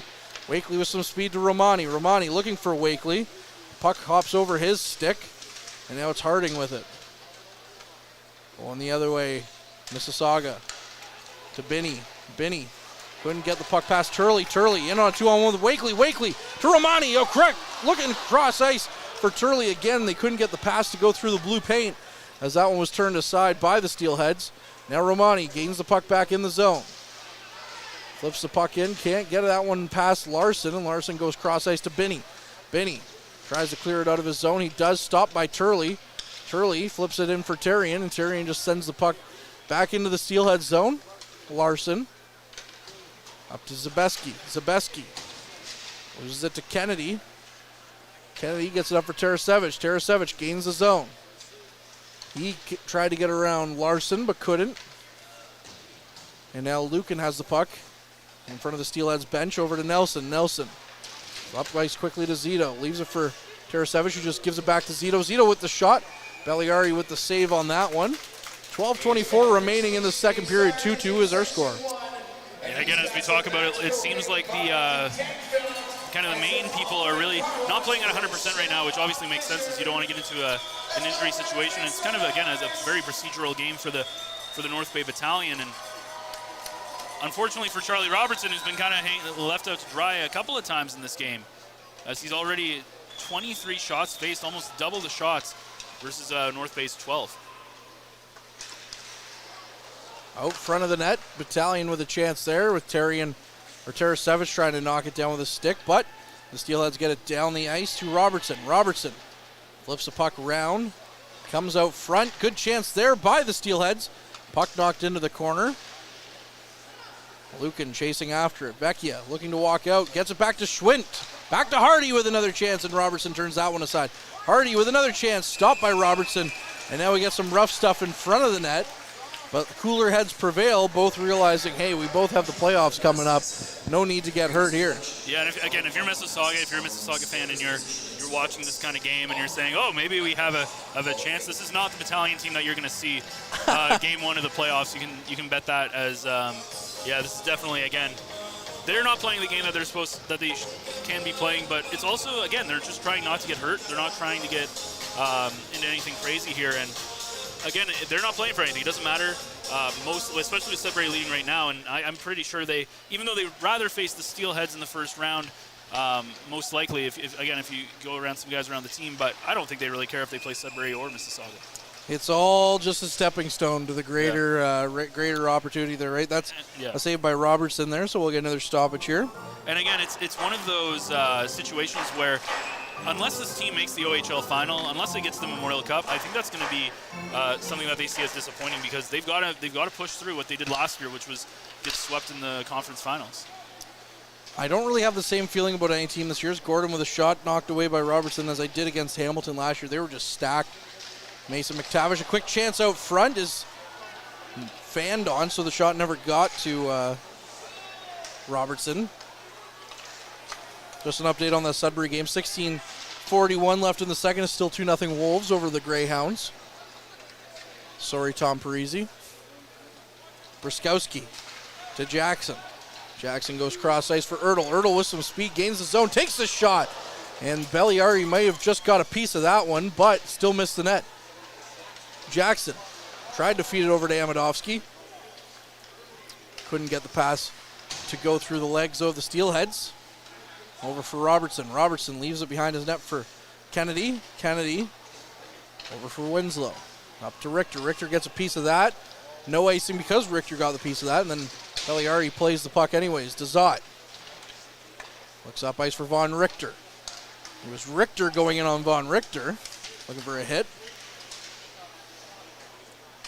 I guess you could say that's a seismic hit on the Richter scale if he makes a hit, right? Yeah. Always looking for terrible jokes. That wasn't that good. Oh, come on. Come on. It's interesting, too, because there's a Van Volsen and a Van Steitzel, so yeah, it will be a fun playoff series. Well, you're talking as if, it's set in stone. Yeah, that's true. Richter obviously won't be on the Battalion roster, though, for that one. Likely not. Probably going to the OHFs. Schwint. North Bay Trappers will be there. Yep, U18 Trappers looking to make their mark. Mike McIver, the backup goalie for the Battalion, will be there. Jesse Lefebvre. Jesse Lefebvre, another Battalion prospect. Yep. He's had a very good season as well. Hardy. Battling for the puck with Nelson. Nelson pushed him right back out of the zone, and now Wakely picks it up in his own zone. Wakely skating around. Sends it for Terrian. Now Wakely gains the zone, gets in, takes a shot, and that one's shoveled aside by Belliari. Terrian battling for it. Larson comes away with it. Larson down the ice for Lucan. Back to Nelson. Nelson cross ice for Wakely. Wakely in for Terrian. 2-on-1 here for the troops. Romani with the shot. He scores! Anthony Romani gives the Battalion the lead here with 9:03 remaining in the second period. Well, what's been impressive about this team so far, obviously defense has not been the strength for them in this game, but their passing has been very crisp in the offensive zone. We've seen that, again, the tic-tac-toe passing and back in the first period. Knick-knack, paddywhack. Yeah, in the first, Give the dog a bone. period that gave Van Steitzel the goal, and this one's the same thing. Beautiful, beautiful passing between Terry and Romani and Wakely, as Romani again, yet another goal, as that puts him now 23rd of the season and 41 points. And again, he's going to have to take a step forward next year, and he's taken a big step forward this year. From 8 goals to 23.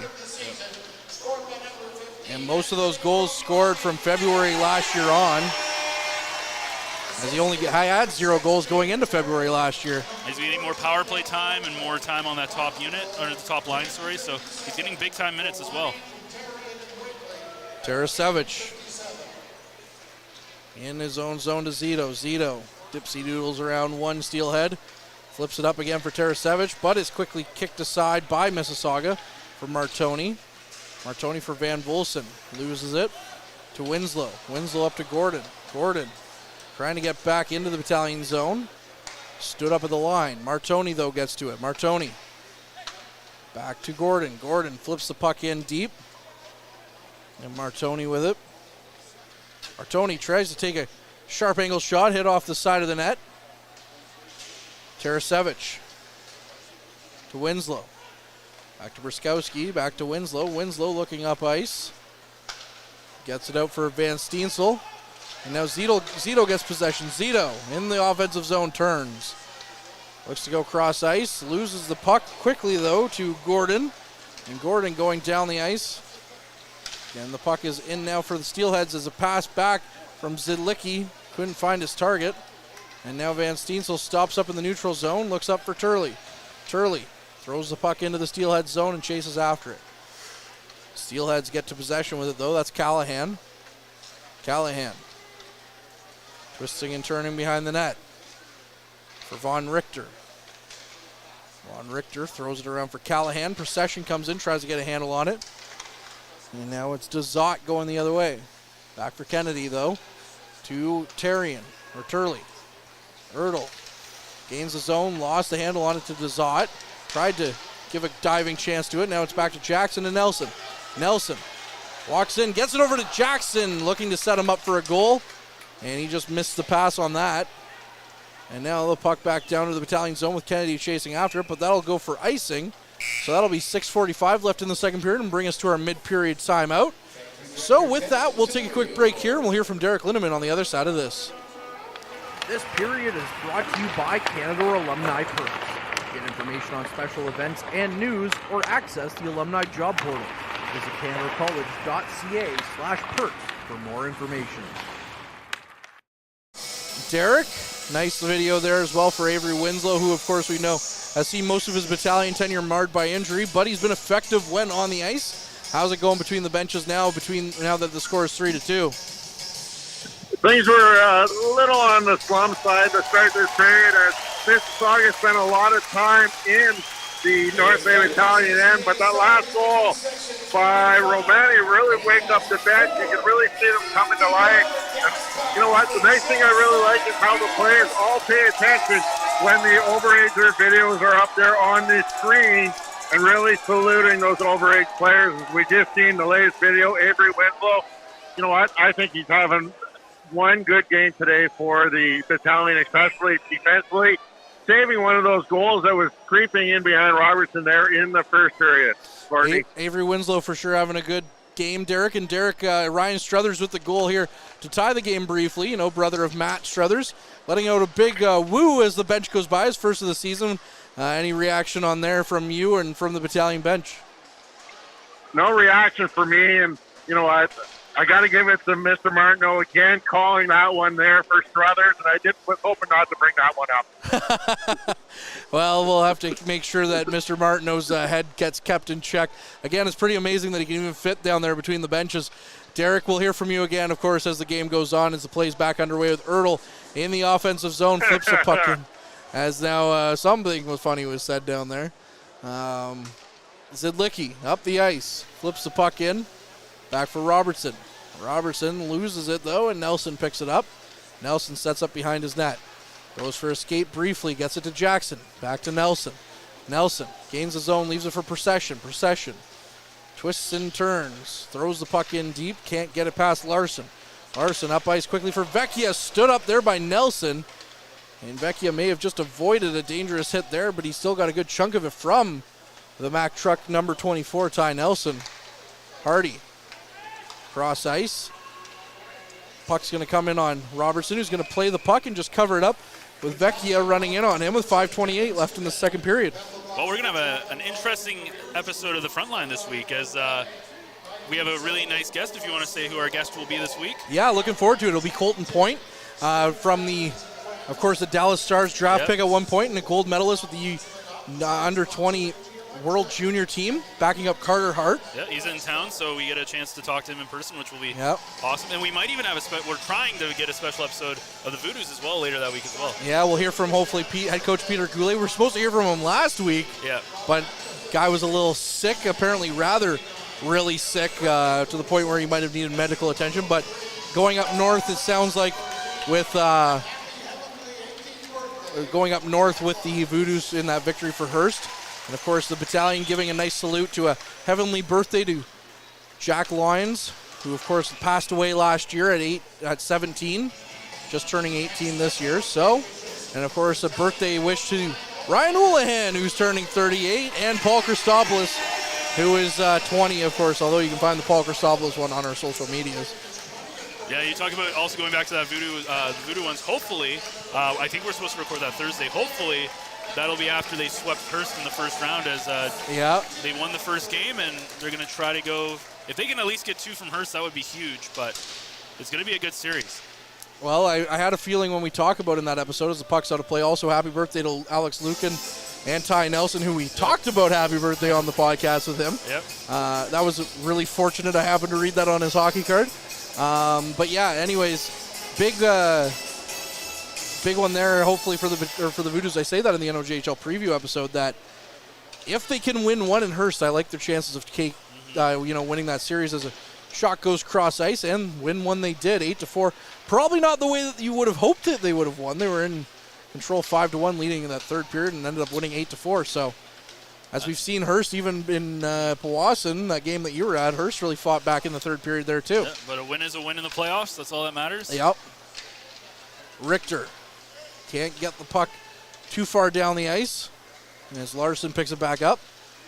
Larson loses it to Kennedy briefly, and now it's back out front for Bouchard, who sends it up for Turley. Turley for Amadovsky. Amadovsky, good stick there by Larson, keeps him from entering the zone. Gordon to Binney. Binney flips the puck down the ice, and Nelson picks it up. Nelson up ice quickly for Van Steensel, but Van Steensel loses the handle on it. Now back out front, blocked by Van Steensel, was the shot coming in from number 9, Bryce Cook. Nelson up ice for Bouchard. Bouchard throws the puck in deep, and Gordon now in his near side corner throws it up for Cook. Cook stops, battling for it. Gordon now with it. Good stick in there by Zito, but can't keep it away from Gordon. Gordon tries to chip the puck up, and he does, but not for very long as it's knocked back. Battling for possession now. Gordon falls to the ice. And now that's Sharp with it.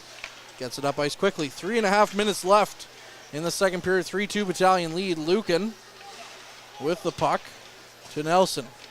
Nelson for Tarasevich to Zito. Zito lost the handle on it. Tarasevich couldn't get it either. And now Lucan stops the puck from going into his own zone, or else the Steel Dogs would have had a good chance there. Steel Dogs. Or the Steelheads. Wow. They used to be the Mississauga Ice Dogs. When did they go to Hamilton? No, they were the Mississauga Steelhead or Ice Dogs. Yep. Moved down to Niagara, and then they got the Mississauga Steelheads. Because let's just keep giving teams to a place that nobody goes to watch hockey. Do they fish down there? Is that a thing? Do they have like a river? I don't know. I've been to Mississauga once. Lake Ontario. I guess they do have lake. Okay. So at least there's like some sort of connection there. Yeah. Do they have ice dogs down there? What's an ice dog? Well, that's why if you look at Niagara's logo, it's the same dog as Don Cherry's blue. Yeah. Because Don Cherry was the owner and coach of the Ice Dogs for a while when they were in Mississauga. So, and they kept the logo. Puck now down the ice. Tarasevich in for Robertson. Robertson stops that one up. Nelson with a chance. Going down the ice. Loses the handle on it though. Zidlicki comes in alone as Lucan stops him up. Penalty and shot. We're going to get a penalty here. But it doesn't look like we're going to get a penalty. No, it's going to be holding to Lucan. And now Lucan, who got back to help out Nelson, and Nelson appreciative of it. And it's Lucan who's going to end up going off, even though it was Nelson who provided the gap. If there's any game that you want to see that happen, it's here and not on Friday night. But yeah, Lucan obviously taking the penalty as he could, but I just want to see a penalty shot. They're so much fun. They are fun. Unless it's last minute in Ottawa on a really weak call when we went to Ottawa for that game. That's what happens. But when you're a whatever, Leafs fan. we're still not upset about it a year and almost 2 years later. No, I'm talking about the 67s and Battalion. Okay, gotcha. I thought you were talking about what. No. That didn't. Thankfully, that didn't happen. Wakely battling for it. Schwint. 2 minutes left. Well, the Steelheads have a power play goal already today. Out front, and that's going to hit a stick and go down the ice. Charlie Robertson quietly having a really good game. 25 saves on 27 shots. And it really has not been helped out at all by his defense, especially in this period. Larson. No, he hasn't. It's been as Larson knocks down Winslow. Puck into the Battalion's zone, and now Ertl comes out of the way and hits Schwint pretty hard. A minute 15, as you mentioned, not very good defensive play from the Battalion this period, but they're still holding their heads above water, 3-2. And as you mentioned, Robertson having one of his better games, is now we're going to get, it looks like a penalty for too many men on the ice, and that's not a good look for the Steelheads, or the Steel Dogs, or the Ice Dogs. You can see them out there right now, all 6 of them. So Vecchio was kind of hanging out in that corner there, and bench minors always suck, especially when you have the power play, especially when you're down by 1, and obviously a lot more on the line for Mississauga than for North Bay. And yeah, you just hate to see that as a coach, and because it's kind of it's just miscommunication, right? Of course, head coach. Sorry, they have these all messed up. James Richmond, because he's also the GM of the Steelheads. You don't see that too often anymore with GM and head coaches. The Battalion had one for years. Now it's Bruskowski. Bruskowski with a shot blocked there by Van Voelsen. Flip back in. Callahan gets to that one. Callahan to the near side for Von Richter. 45 seconds remain on the 4-on-4. Puck rolls in on Robertson. And he's going to stop that one up. 1 minute and 2 seconds also left in the second period. Troops up 3-2, but the shots on goal starting to get away from North Bay a little bit. 27-14 for Mississauga. Well, speaking of coaches, a big congratulations to Dale Hunter from the London Knights. Yep. We don't see him very often, obviously once a year here in North Bay. But I'm sorry, who went 0-2 against the Battalion this year? It was Dale Hunter. Yeah, his 900th career victory. We see people talk about playing in like 1,000 games. How about winning 900 games? That's impressive. Only the third OHL coach ever to do it. Hardy, cross ice, in alone with a chance now. What a great save, 2 of them by Robertson. He's made a couple of big ones in this one. 50 seconds. Now Winslow down the ice. Gains the zone. Flips the puck around deep. 25 seconds remain on this 4-on-4 hockey. Von Richter. Up the ice for Carmiers. And now behind the net is Jackson. Jackson looking for his offensive weapons. Sends it back to the point for Zito. Now back to Nelson. Nelson skates the puck in, takes a shot. It's knocked in by Zito. And Pasquale Zito on the doorstep on something that looked incredibly innocent by Ty Nelson. Gives the Battalion a 4-2 lead with 21 seconds remaining in the second period. Well, if Nelson waited 5 more seconds, it would have been a power play goal, but they still are going to have the power play going into the next period, which is really good there as Lukin's just about to get right out of the box. Again, 5 seconds left on his power play, but again, sometimes hockey's not fair, right? Mississauga, they're out shooting them by 15 shots, 30-15. They're outplaying them. They've had a lot more chances. They scored 2 in this period alone. And, 1 in this period, and then yet it's the Battalion who find themselves up 4-2 on goals from Romani and Cito, and sometimes that just kind of happens. You got to kind of feel bad for Belliari, who's tried as the best as he can, but 4 goals now on 15 shots. 14 for Pasquale Zito. And now Tarasevich up the ice for Zito. Back to Tarasevich. The Battalion officially on the power play, but that'll be the end of the second period here as time will run out. The Battalion up 4-2.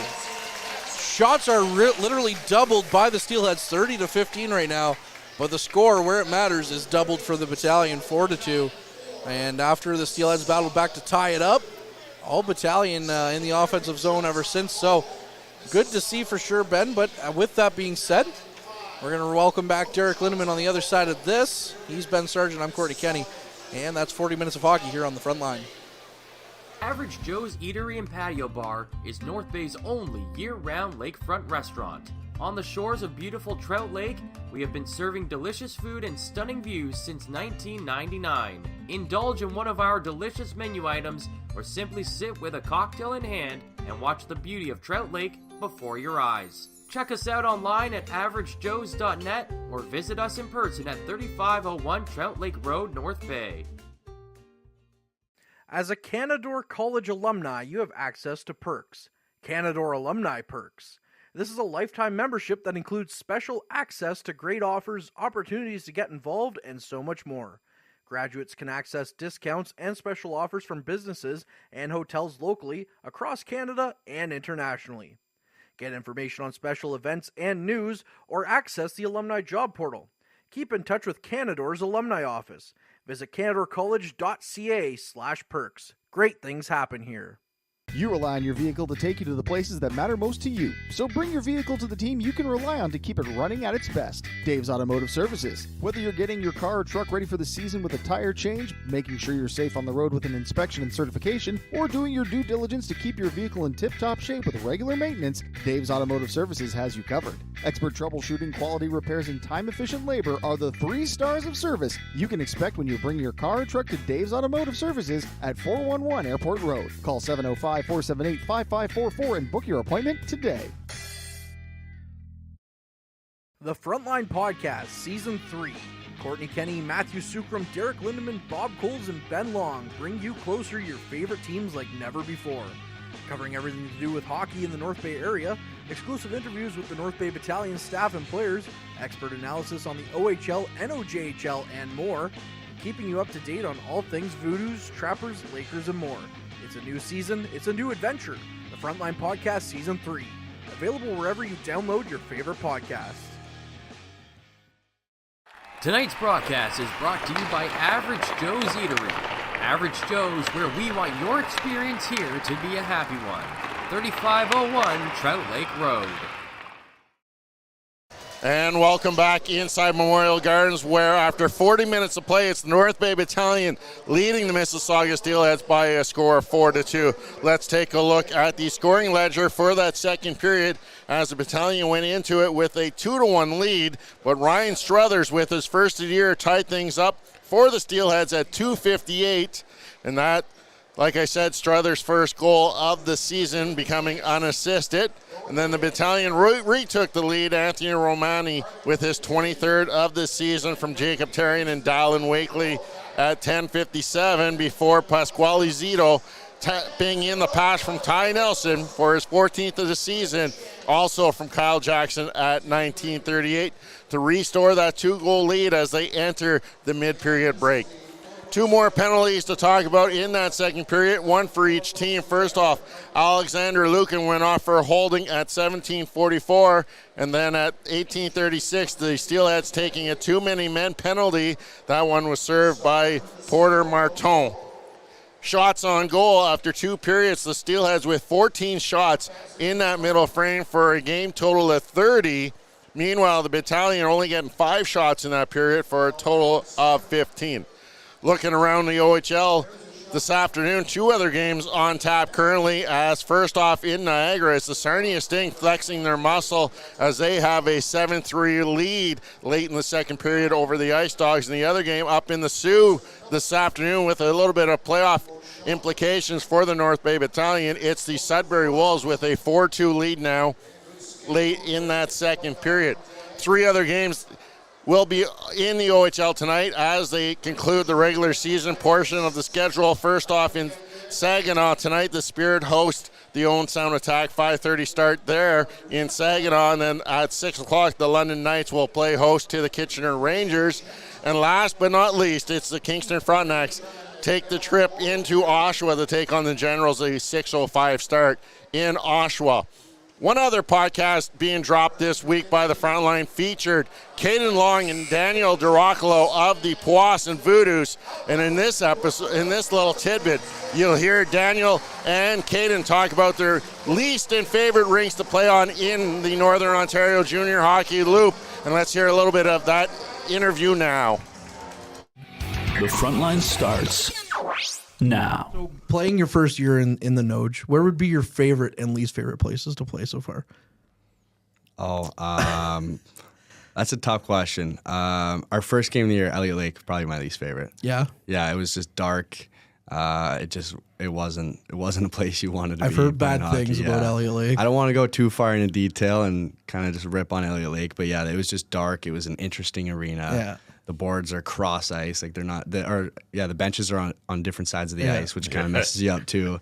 So it's just that was probably my least favorite place. And favorite place other than Powassan play would probably be Hearst. Yeah. To be honest, it's a long trip, but the fans are crazy, and it's always electric in that building. It's fun to play in. Up in Hearst. Oh yeah, no, it's fun to play in that building for sure. And on your side of things, Yeah, so starting with favorite, I would say obviously other than Powassan, I'll go different than Hearst. I'll go Sioux, Michigan. really, eh? I played there a couple starts ago, and it was crazy, like the atmosphere. Yeah, they had like 700 people, and the barn was just buzzing. So it was definitely fun to play there. And then least favorite, although they have maybe one of the nicest barns in the league, I gotta go Cochrane. It's just such a dead atmosphere. Yeah. Yeah, it's just quiet game. But that boring. polar bear. Yeah, That do they do come they out still from escape under. through that polar bear? Do they still have that No. plate? Okay. Oh, we haven't seen it. Because we've been making fun of it pretty hard. Because when I went up there and took in a game, well, I've taken in a couple of games, but it was the finals against Rayside a few years ago. And I'm telling you, if you've seen Cocaine Bear, this bear is Cocaine Bear. Like, it's just, it looks cracked out and everything. Like, it's got wild looking eyes, and it's just, we keep talking about it. We really need to show a picture of it one of these days. Yeah. But no, it was like when they first came out with the inflatable, I was like, oh, Cochrane's big league. Look at this. And then I was like, no, put it to rest. Put it to rest, boys. Like, but you're right. It is a really nice rink. It's such a nice rink. Yeah. Yeah. I think it's Tim Horton's builder, right? Yeah. So it's a sick rink. It's just the atmosphere is just really dead in there. I don't know what's wrong with it. But. It's I don't know. But the nice thing about it is they have in the stands, they have TVs that come down. So like if there's a goal, you can see they actually have replays. Yeah. So, I mean, it's a terrible side angle, but it's still better than did it go in or did it not go in, right? So I know a couple of years ago when Max Gavin was still coaching the team, he got suspended because a player left the bench in Blind River for a fight, and then he was hoping the suspension was going to last till Cochrane because they have a buffet upstairs. Oh. And he wanted to go, there's the bear. There it is right there. There he is. Look at that thing. That is wild. Yeah, so going on about that like suite that you were talking about. So I was hurt one of the first games that we went there. Actually, the first time we went there. So I was sitting up in the suite, and like it's weird. You walk in behind the popcorn stand, and then there's like 5 chairs for like all the scratched or injured players. And the TVs, they didn't even have the TVs on that game. But yeah, they have like TVs coming down. No, the rink is honestly a beautiful rink. It's just, I don't know, just the atmosphere turns me off. Yeah, they had the one game I was there for. It was a regular season game, though, this one. And it was like minor hockey night, which I can only imagine they probably only have like one minor hockey team in Cochrane. But the one was like keeping these kids in check. So I'm down in like the one end. So I'm looking way down the ice for everything else. And they just kept sitting there, and the stands come down to the ice, but it doesn't go right down to ice level. So you're basically halfway up the boards where you sit. And these kids just had their feet on the glass and were smacking with their boots the entire game. I'm like, every time I look down the ice, they're just doing this. And then some fan got into it with another fan because he wasn't paying attention to these kids. And I was like, this is honestly more interesting than the game. Like, don't go to Cochrane unless you're expecting a Donnybrook. I will agree with you, Daniel, about the experience in Sioux, Michigan. They put on quite a show, and the pregame there was unbelievable. You guys, neither of you brought up Timmins in playing in the MAC. I always thought the character in that rink was unbelievable, and how it was designed after Maple Leaf Gardens. Just your thoughts on playing out there in Timmins in that old barnlet, such as it is. Yeah, I think Timmins is it's a nice rink too, right? It's an older rink, but it's like the crowd packs there too, right? I think it's just like Hearst and Sioux have more of an atmosphere. Yeah. I think Timmins has too many seats for regular season games that they don't fully fill it. Yeah. So it's not as loud, where Hearst, like, they're right on top of you. So the fans are just crazy in Hearst, and then Sioux, like, fans are wrapped around the building, and have this one corner where like they were chanting the whole game, and they had some of the craziest chants ever. Like my helmet came off, and they were like screaming like "ugly goalie." They had like an ugly goalie chant. Put your mask back on. Yeah, like when we were coming out the tunnel, someone was throwing like popcorn and tinfoil. But yeah, it was different. Players to Watch is brought to you by Mike the Financial Advisor. If you have financial questions, he has financial answers. On Facebook, Instagram, and TikTok at Mike the FA. And a special thank you to Mike, the financial advisor, for sponsoring us throughout the year, especially for the Players to Watch portion of our broadcast. If you have any questions, just give Mike a call and he'll help you out. Busy time of year for Mike over there doing taxes for all of his customers. And then getting back to that episode, that was a fun episode. Daniel DiRoccolo getting suckered in last minute to get on the podcast as he was the driver for Caden Long, and what a wonderful night that was to interview those two great prospects as the Powassan Voodoos kicked off the playoffs last night with a victory over the Hearst Lumberjacks and looking to sweep both games up there in Hearst before they return home for games 3 and 4 this coming week. Tuesday and Wednesday, you can catch both of those games along with any other Powassan Voodoo home playoff game right here on the Frontline YouTube channel. Well, Ben, an interesting second period. First half was dominated by the Mississauga Steelheads, almost all of it in the Battalion end, and then a goal midway through that period by Romani really got the Battalion moving for that second half of that period. Yeah, as you said, it was as well. What I said at the very end of the period is kind of like hockey's unfair, right? Because what ends up happening is you have one team that dominates the period, they play the best, they get all these chances on net, all these scoring chances, and yet they're the ones who find themselves being outscored 2-1 in this period. And I think that Zito goal right at the end there really was kind of like a dagger in the heart. From Nelson, because that kind of just says it's 3-2. You think you can get back into it. Now it's 4-2. Not saying that especially after last weekend, not saying that that's it, but just saying like that's such a big dagger right near the end of the period, and it happened 4-on-4, so you still have to kill off a bit of a penalty too going into the third period. It'll be an interesting third period because if the score stays the way it is, it will be Mississauga North Bay in the first round of the playoffs, getting underway next Friday night. That's March 31st. It'll be a 7 o'clock start here at Memorial Gardens. And it'll just be interesting to see how much Mississauga really plays physical down the stretch if they continue to lose this game.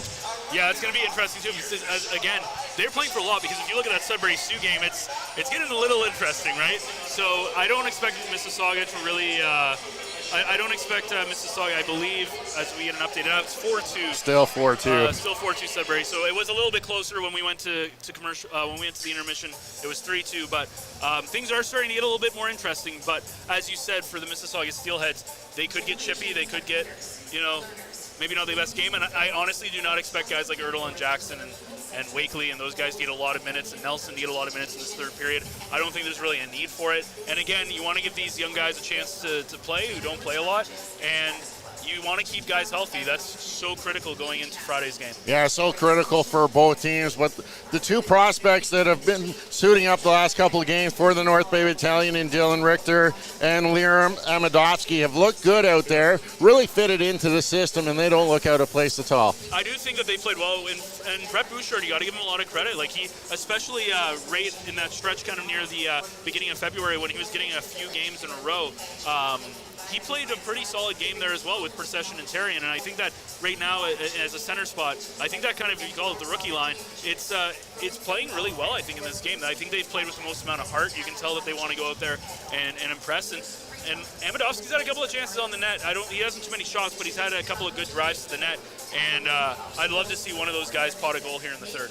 The tough thing is Jacob Tarian. He seems to be the odd man out in the lineup, and he's trying to play with a little bit of heart, trying to make it a little harder for Houlihan to make that decision just that much harder. Yeah, and I think Jacob Tarian has played, I thought he played really well before he unfortunately found himself the odd man out, as we talked about.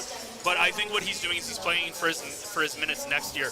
Next year, I think he's going to be a big part of this team. I think he's going to be that Arnsby, kind of that third line player. So I expect it to be a really good game, a really good season next year for Terry, and I think he's had a fantastic game this year. Well, 20 minutes left in the regular season for the North Bay Battalion. They will take a 4-2 lead into the third period over the Mississauga Steelheads. When we return, Courtney Kenny will rejoin Ben Sargent for the conclusion of this afternoon's broadcast here as it's Steelheads Battalion on the front line. Meals are a special time for families to gather, share their day, and spend quality time together. Those dinners are made extra special when you add tropical produce found in the markets and grocery stores that carry La Huerta imports. La Huerta knows the importance of family, so they know which quality products make the best quality meals for your customers, whether it be Mexican Hass avocados, Brazilian figs, Ecuadorian red dragon fruit, or something just as exotic and special. To get your supply of the best tropical produce at competitive prices with brands buyers trust, contact La Huerta Imports at 705-752-1478. Community engagement is one of our core focuses at McDonald's. The key is finding the right people who are passionate about the same things we are, helping kids be kids.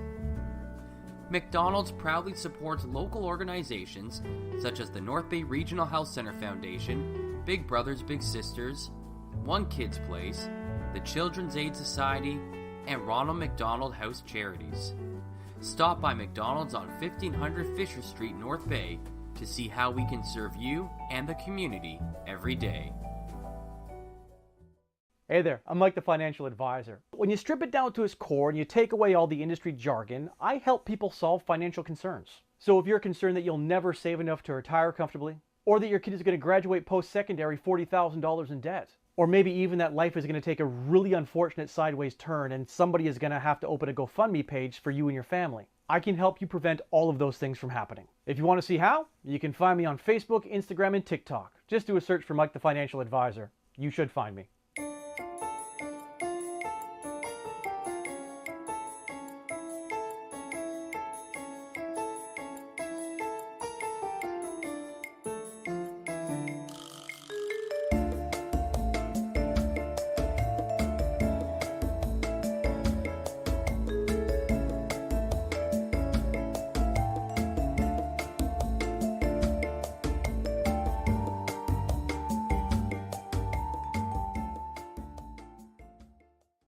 We welcome you back inside North Bay Memorial Gardens for what should be the final period of the OHL regular season for the North Bay Battalion as they lead 4-2 over the Mississauga Steelheads. They will start on the power play for 36 seconds as Martone is still back in the box as he took a late penalty.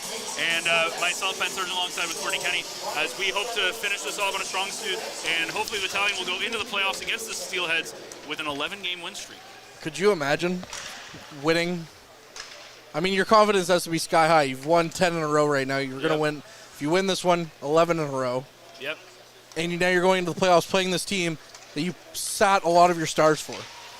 Yeah, they've looked very good. They did look a little, not so good. Defensively, they haven't looked good. But even earlier on in the year, they looked a little shaky against Mississauga, but they've played very good hockey in the month of March. Yep. Zito, cross ice. Van Steensel goes back for possession. And as Ty Nelson admitted, as the Battalion are back to 5-on-5 hockey with Martone on the ice. As Ty Nelson admitted on this week's podcast, I don't know why we're giving away the story here. You should just go listen to the episode. It's long, granted. It is long, but it's a good one. He admits that, him and maybe some of the boys would prefer to play Mississauga, just the style of flow, right? The style of game, the flow of the game. Yeah, they play better. They like the system that they play against them more. Plus, he also doesn't understand why most of the Wolves players hate him. Because he's too good. That's fair. Though he has a teammate on the Wolves in Goyette. Yep. Or I guess a potential Seattle teammate, I should say. Van Steensel up the ice for Nelson. Nelson flips the puck down the ice. Past Belliari's net. Sharp with the puck now. Up the ice for Vecchia. Vecchia into the Battalion zone. Takes a shot. Robertson stops that one. Looked a little unsure of it at first, but he kept the puck in front of him. And we'll get a stoppage here with 1 minute and 4 seconds gone in this period. Well, of course, again, when we talk about the third period, the big key for the Battalion here, no matter what, is keep everybody healthy. All the big names. We've been saying that kind of all afternoon, but don't try and get into any fights. Don't get into any scrapes. If Mississauga wants to play a little bit more of a physical game, don't kind of give in to those after the whistle extracurriculars. Well, even though this isn't as a quick chance there, 2 chances now by the Steelheads. Stopped by Robertson. Good shot there by Martone's turned aside. Now Martone just turning, just doing circles in the Battalion zone. Puck is thrown across ice for Sharp to take a shot, and he does, misses the net. And it comes out back to the point. Shoveled back in there by Cook. And the Battalion get it to Tarasevic and up and out of the zone. But even though this might be the B-list Battalion team, as the puck now in front for Tarasevic couldn't get a shot away, they're still 36-1-1 when leading after 2 periods. So history kind of on this Troops team side. Yeah, they want to play the way that they played against Hamilton on Thursday night. That was one of the best 60-minute efforts that they've had. If they can play that way against Mississauga in the playoffs, it's going to be a quick series. They absolutely shut the Bulldogs. I mean, the Bulldogs were missing some, players. They were an injured team coming in here, but they absolutely shut Hamilton down. Well, and then Sudbury the next night beating them as well. Yeah, that's what I was going to say. If Sudbury ends up pulling away with this victory against the Sioux, they were up 4-2 after 2. If they pull that away, that's going to be the big points, and they take over Hamilton to play Peterborough. It's going to be the big comeback last Sunday against North Bay, and the big overtime win that they had the other night against Hamilton. Those are going to be the 2 parts of the, I think, of the end of the season that they're going to look at and say that's how we got to maybe the second round, depending on how they play against Peterborough, where they could potentially be facing a North Bay or Ottawa. Peterborough didn't really gel all that much after the trade deadline, though, making some big moves there. They weren't Kingston, though. No. Kingston really fell hard. They're not even making the playoffs. Oshawa ended up picking up the 8th spot. Tarian down the ice. Flips it back around for Wakely to Romani. Romani now with the puck. Flips the puck back around behind the net. Nelson trying to be the first on it. Just sends it right back around the end wall. 17 minutes remaining. 3 minutes gone in this period. 4-2 Battalion lead. Up the ice now for Ziggy Licky. That was cross ice. Shot on net with a rebound in front of Robertson. Couldn't get a shot away on the secondary effort was Camiris. But to finish my point about Peterborough, you make a deal in November for a Brendan Othman, and the Battalion, made their deal for Bloom and Hislop. But, you bring in a guy like Othman, who goes to the World Juniors. Yep. Then you bring in Owen Beck, who was just at the World Juniors. Then you have arguably the second best goalie in the league in Michael Simpson. Yep. And not that they had a bad season. They still finished high in the conference. But it just felt like they never got going. Because I remember when they brought in like Owen Beck, to go with J.R. Avon, and they also brought in Hayes and White from Hamilton as well. I'm like, this team's going to be a problem in the second half, and they've just...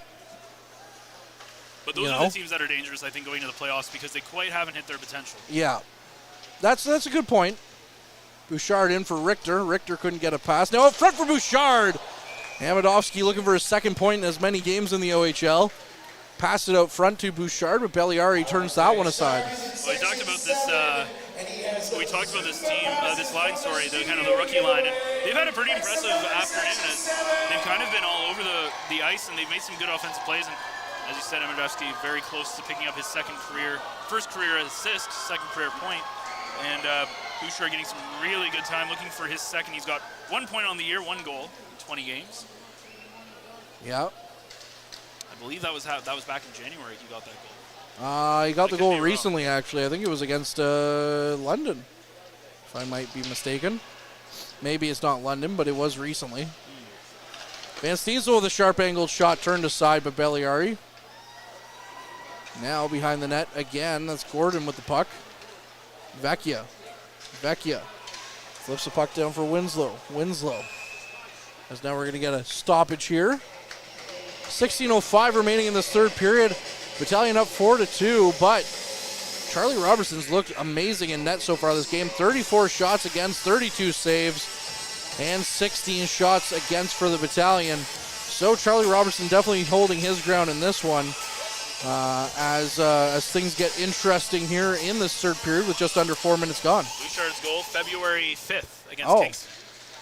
Weird. I thought it was a lot closer. I mean, winter, it all kind of melts together. We're almost in April. I know. Doesn't feel like it, though. And we're officially in spring. Yeah, it was +5 today, which is nice. Yep. More melting, especially after the snow yesterday. Yeah. Please keep melting. I'm so tired. We're almost there. It's almost golf season, Ben. About 2. Well, usually like what, end of May? End of April. End of April the last couple of years. Shot from the point, turned aside by Robertson. The Maple Leafs are excited? I'm done.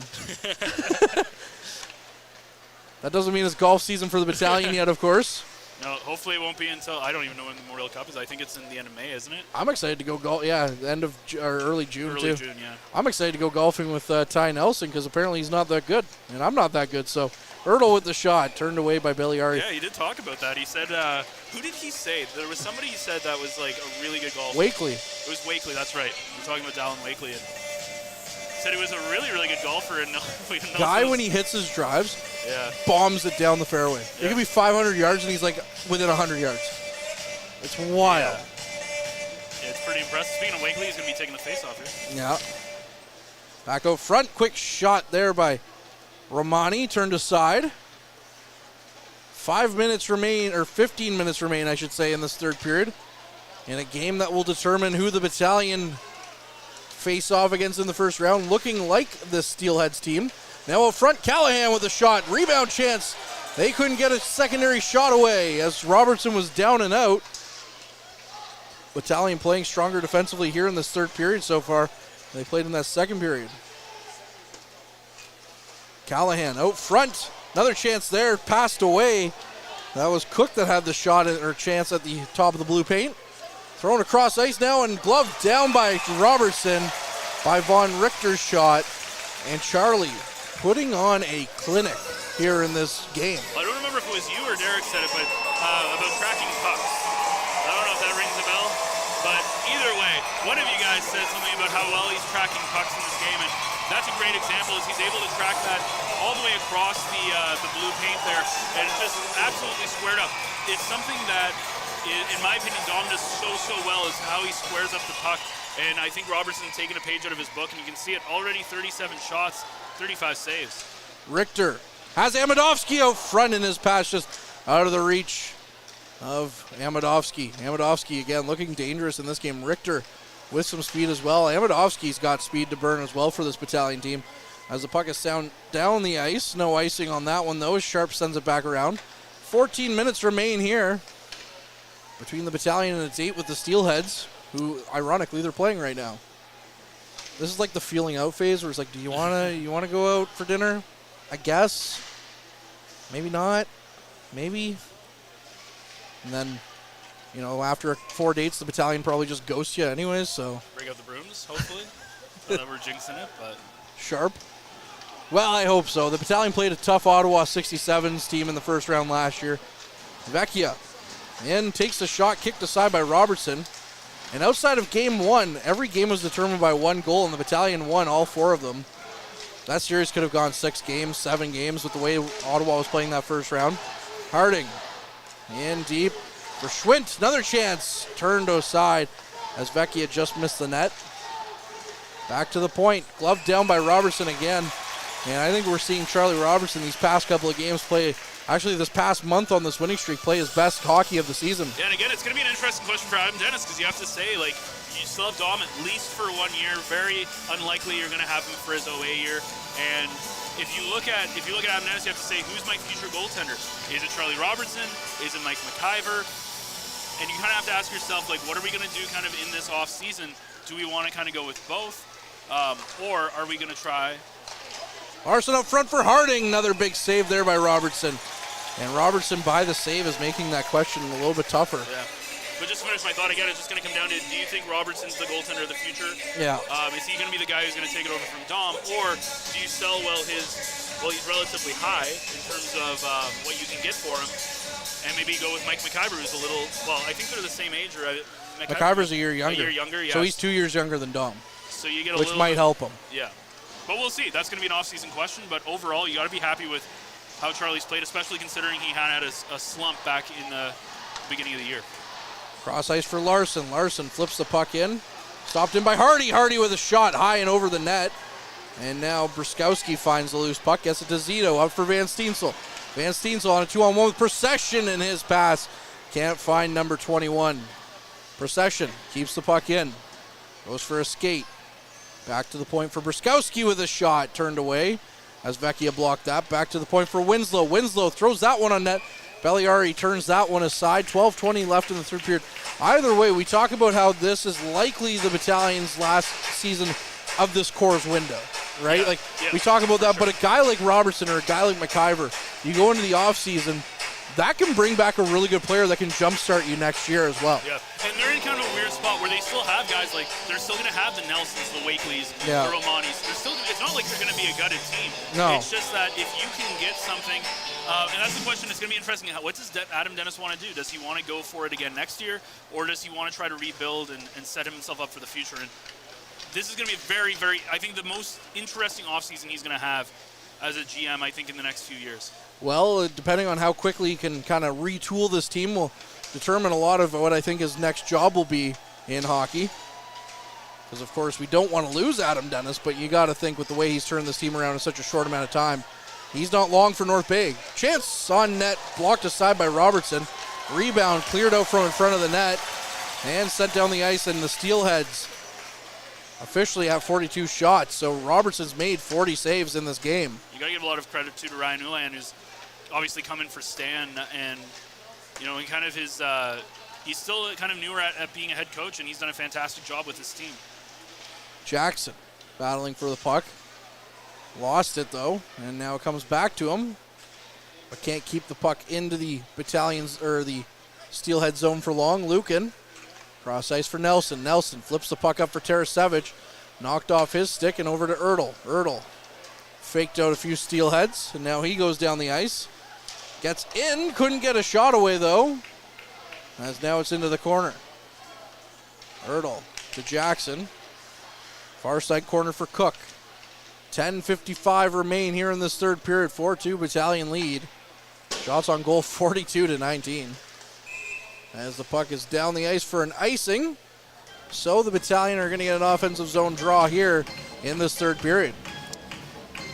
Yeah, and again, it's going to be very interesting going into the playoffs this year, because I think the key for the Battalion in the playoffs is going to be how they perform at home. We talked about how good they are on home ice. Their home record this season is 26-5-1-1. And of course, having home ice advantage for most of these playoffs, it's going to be crucial for them to get those first two wins right away and go up early in the series, especially against a team like Mississauga. The Battalion, of course, a record-breaking season by this team. Most wins in North Bay. I think they're looking for most points now with a Battalion team in the history of the franchise in Brampton and North Bay. And, of course, Ty Nelson breaking every defensive mark there is except for goals in a season. Shot on goal, and there's one by Ty Nelson. As if he heard me up here. He's still probably not going to reach the total, as that gives him 24 for number 24. Yeah, and Belliari kind of would have loved to have that one back. It looks like it sneaked between his glove and the pad. And not a patented Nelson shot. That's just a wrister from the blue line, but still finds its way through some traffic, as I'm not too sure if he saw it super cleanly, but either way, that's with 10:20 to go. That right there, now a 3-goal lead, that might be the dagger for Mississauga's chances to play Barrie. Ty Nelson is something different. And you know what? Ryan Houlihan said it right. How fitting is it for that guy? He basically, came in. He was the piece, the number one overall pick that was going to get this team back out into some respectable territory. And he's done everything in his short OHL career to bring back respect to this North Bay Battalion team. Voted best defenseman, voted player or fan favorite player. 24 goals on the year. That's his 75th point on the year as well. And Derek Hats doesn't off. believe me that he's not going to start with. I'm telling you, I honestly do think he's going to start with the Kraken next year. He could very well. That's his 75th point, as mentioned. He's thinking about it, He's got to be the top-rated defensive prospect for the Kraken, too, right? Struthers with the puck. And you just hope that they don't try to change his game at all, and they just kind of let him go, right? He's dangerous, man. We're gonna see him in the NHL for years to come if his game translates well, and it's gonna be fun to watch. And might take a bit of a hit to my wallet buying a Seattle Kraken Ty Nelson jersey, but it is what it is. I like those jerseys anyways. In procession, got around Belliari but couldn't get the backhand shot away. He would have had an open net. Procession in for Lukin. Lukin carries the puck in, looks to throw it on net, couldn't get a shot away. 9 minutes remaining. 5-2 Battalion lead now off that goal by Ty Nelson. Vecchia in, goes for skate around back to Sharp. Sharp with the shot, misses the net. Zito gets to the loose puck and carries it out of the zone. Pasquale Zito Looking for Nelson. Nelson flips the puck back in. And now it's going to be Sharp with the puck.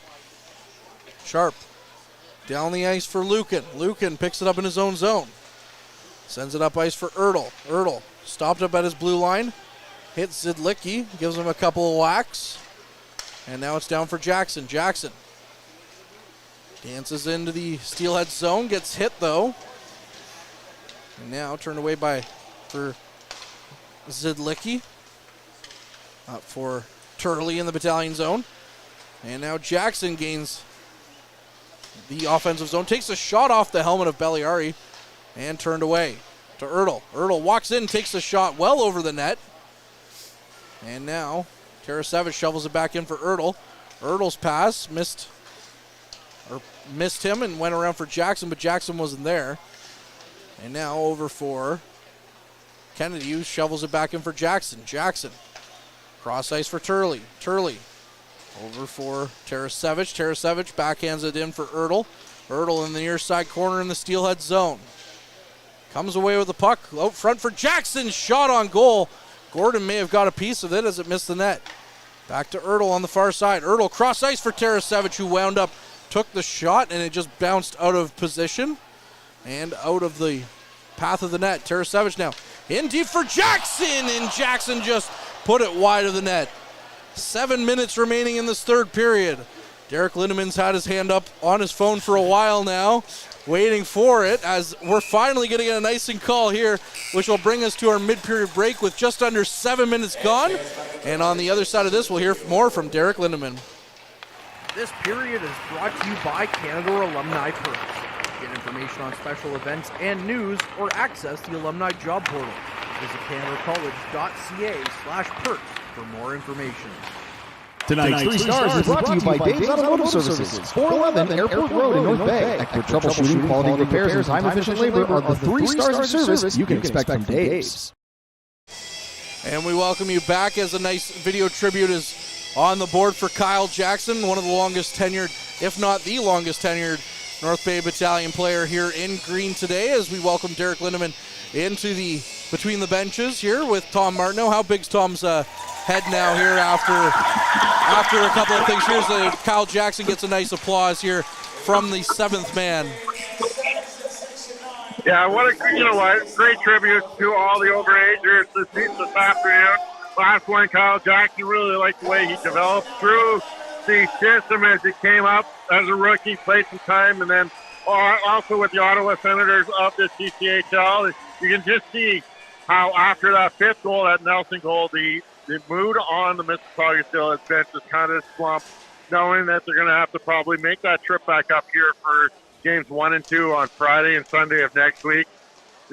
Mississauga's just got to find a way to put some sort of momentum in their back pocket to open up the series next week, Courtney. Well, not looking too good for them. Of course, if they wanted to play a different team, well, they're playing against the quote-unquote B team of the North Bay Battalion and find themselves down 5-2. So, Derek, I'm pretty sure that's not a comforting feeling on the bench right now. No, and you can just see it in the way they're sitting on the bench currently.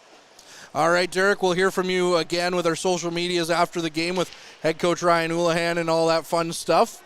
It's Uli's birthday, so happy birthday to the coach. And now Avery Winslow as the puck is back underway here. 6 minutes remaining in this third period, and we'll get a icing call against the Battalion. So the Steelheads will have a offensive draw here. Well, and you have an interesting question for him, too. We were talking about this in between the periods for Ryan Houlihan. He's worn the same suit every game in the last That's few. more of a podcast question we're going to have to ask him on when he comes on. He told me after the last game, he said he listened to the Nelson one, he loved it, and he's very excited to get in the studio once, of course, the playoffs are over and done with. Well, we're going to have to ask him that because either he has a really good he has a really good steam dryer, or I don't know, maybe it's a good thing we're not on the bench. Terrian up to Wakely. Hey, he doesn't smell. I'm pretty close to him during the post game, as now Wakely knocked him. Washes his suit. I'm gonna guess so. But Winslow. You never know with some of the superstitious people, and of course with an 11-game win streak here. Oh well, in about 5 minutes. Shot on net, missing Romani, and the Battalion have yet to be defeated here in March. So that's a bit of a feather in their cap so far. They do have a couple of games left, of course, with the playoffs coming up in March. Well, if they stay undefeated until June. That would be nice. That'd be impressive, but Martoni flips the puck in for Kennedy. Just under 5.5 minutes gone. Kennedy with the puck as he gets around his man, but flips it back for Turley. Up to Van Steensel. Van Steensel. Cross ice now for Kennedy. Kennedy tried to get it to Zito. Zito takes a hit. Procession, cross ice for Van Steensel. And now the puck, Mississauga gets it around the end walls and out into the neutral zone. Zito tried to flip that one aside. Quick update, not that it really matters too much anymore. At the start of the third, it's still 4-2 for the Wolves over the Greyhounds, but unless there's a big Toronto Maple Leaf-like collapse in our future, I don't think it matters too much. No, but it's still a big game for Sudbury as they continue to. That'll be a big one for them to play Peterborough, and again, that's going to be, I think, the most interesting series to watch in the first round because you don't know what's going to happen.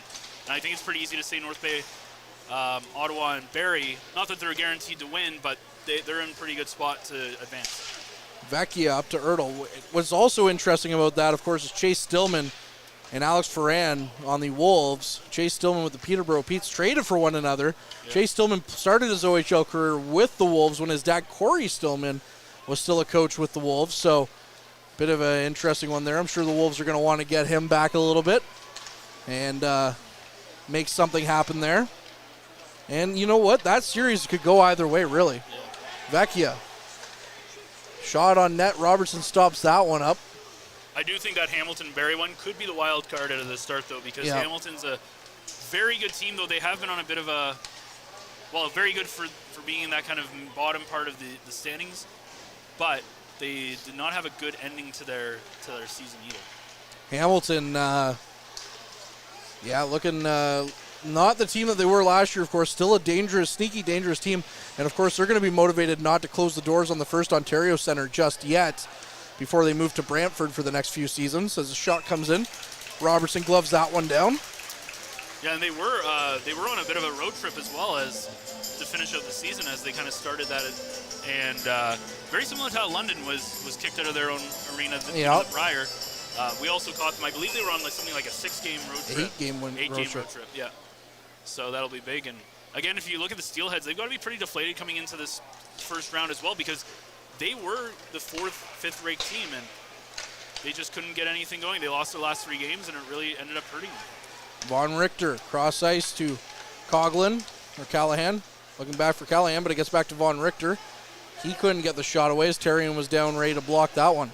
Callahan flips the puck back to Von Richter. Hits a couple of bodies in front and bounces out in front of Robertson. 2:56 remaining here in this third period with the Battalion up 5-2. You got to think Charlie Robertson's going to get one of the stars in this game as he's made 44 saves, 46 shots. He's looked fantastic. He's really held them in this game as the Battalion obviously not looking the sharpest defensively, as you can tell. Guys not playing at 100%, who are the regulars, the people who are new in the lineup or don't get in the lineup very often, still trying to get that synergy going. So it's just one of those games where Robertson has had to be very good, and he has. Larson throws that one on net. Turned aside. Now it's Martoni behind the net. Throws it out front. Terrian gets to that one first and proceeds to break out with the Battalion up to Wakely. Wakely chasing after it. Gets the puck behind the net. Kicks it out front. And it's back into the near side corner. And now Martoni gets to it. Tries to flip it out. And kept in briefly. Richter took a whack at it. Couldn't keep it at the line. Romani over to Richter. Richter in. Over for Romani. And he could have taken the shot. But he tried to set up Romani, who couldn't get the shot away himself. Also looking for his first career OHL point. Quick shot there by Van Volsen. Missed the net entirely. Looked to see if his stick was broken. Not broken, though, as he's continuing to play. He missed a wide open, clean shot. Under 2 minutes here left in the regular season. Anthony Romani up the ice, flips it up and out. And it's into the near side corner. Gordon with it. Gordon flips it back around. Just got out So the Battalion are going to go offside here with 1:45 left in this third period. It'll be interesting to see what happens with Richter and Amidovsky next season, as the question will be, do they go down to their affiliate teams, get more time, or do they find themselves up here getting some limited time, maybe finding themselves in a Turley or Terry and Bouchard situation where maybe they're not playing a lot, but they're kind of soaking up a lot of practices and a lot of stuff outside of game time. So it'll be interesting to see how the Battalion decide to go that way this offseason. Well, it'll be interesting for sure. A lot of it will depend on the priority selection coming up here in April as to who the Battalion take and how they feel about those picks. The Battalion not having a lot of picks this year, whereas in previous years they've had a boatload of picks because they've been rebuilding, but of course trading those picks for the likes of Josh Bloom and Braden Hislop and Pasquale Zito and all that is now we're going to get a penalty here against Struthers. Him and Amidovsky were entangled, and Struthers ended up cross-checking him. Yeah, a bit of a frustration penalty there for Struthers as they've been shut down since the early part of the second period and not looking good ahead of a 7-game series with this very same North Bay Battalion. Yeah, and that should pretty much do it with 1:10 to go on the period. I don't think the Battalion are going to go too aggressively here, but they do send out Nelson and Winslow in the back end. And Jackson, Romani, and Ertl. So they got their A-team out there when it comes to their power play. Well, something tells me that Winslow and Jackson were always going to see the final minute of this game. Yep. And here they are now on the power play. Romani over to Nelson. Nelson tries to carry the puck in. He does. Turns back around. We're into the final minute now. Winslow over to Jackson. Jackson, 1 minute left in his OHL regular season career. Falls down along the boards. Still keeps the puck in somehow, but it is flipped up and out of play. So Winslow now with it in his own zone. 40 seconds left. Up to Jackson. Jackson into the neutral zone. Over for Ertl. Jackson will chase after it. Ertl keeps it in. Ertl to Winslow. Winslow shovels the puck in deep. Jackson with it behind the net. Jackson tried to get the puck out front. Couldn't. Now Ertl with it. Back out to Winslow. 18 seconds left. Feeds Nelson with a shot. Belliari turns that one aside. And now flipped back out by Winslow. 10 seconds remaining. Winslow's in a foot race now. Good chance here for the Steelheads. Last minute. Good stick by Avery Winslow as he stops that one from being more dangerous against Dezot. And with 2 seconds left on the clock, that's going to do it here for the OHL regular season careers for Kyle Jackson and Avery Winslow. And they couldn't go out on more of a high note here as back-to-back Central Division champs in the regular season and a 5-2 victory over the Mississauga Steelheads, a team that, boy oh boy, as it's up on the boards now, game 1 and 2 against the Steelheads. Boy oh boy, get used to seeing a lot of blue and white over the next little while. Well, hopefully if you're the Battalion or you're the fans, you're hoping that you only see them twice, because that means that they swept them in the 4-game series and the 2 games in Mississauga. But as you said, I mean, if this is Mississauga came out and they tried to play, but even with the kind of B side or the B team that the Battalion put together, they still found themselves outmatched. And I don't expect this to be a very long series, but we'll talk more about that on the podcast too upcoming. Yeah, should be a good one again. Tune in this week. It'll be Colton Point. We'll also have games here on Tuesday, Wednesday this week as the Powassan Voodoo's will play games 3 and 4 against the Hearst Lumberjacks here at home. And then the Battalion start off their playoffs on game 1 here on Friday night. Should be an interesting one from the Garden. Should be an interesting one from the Sportsplex, depending on how tonight's game in Hearst goes as well. But for the regular season, that'll do it for us here.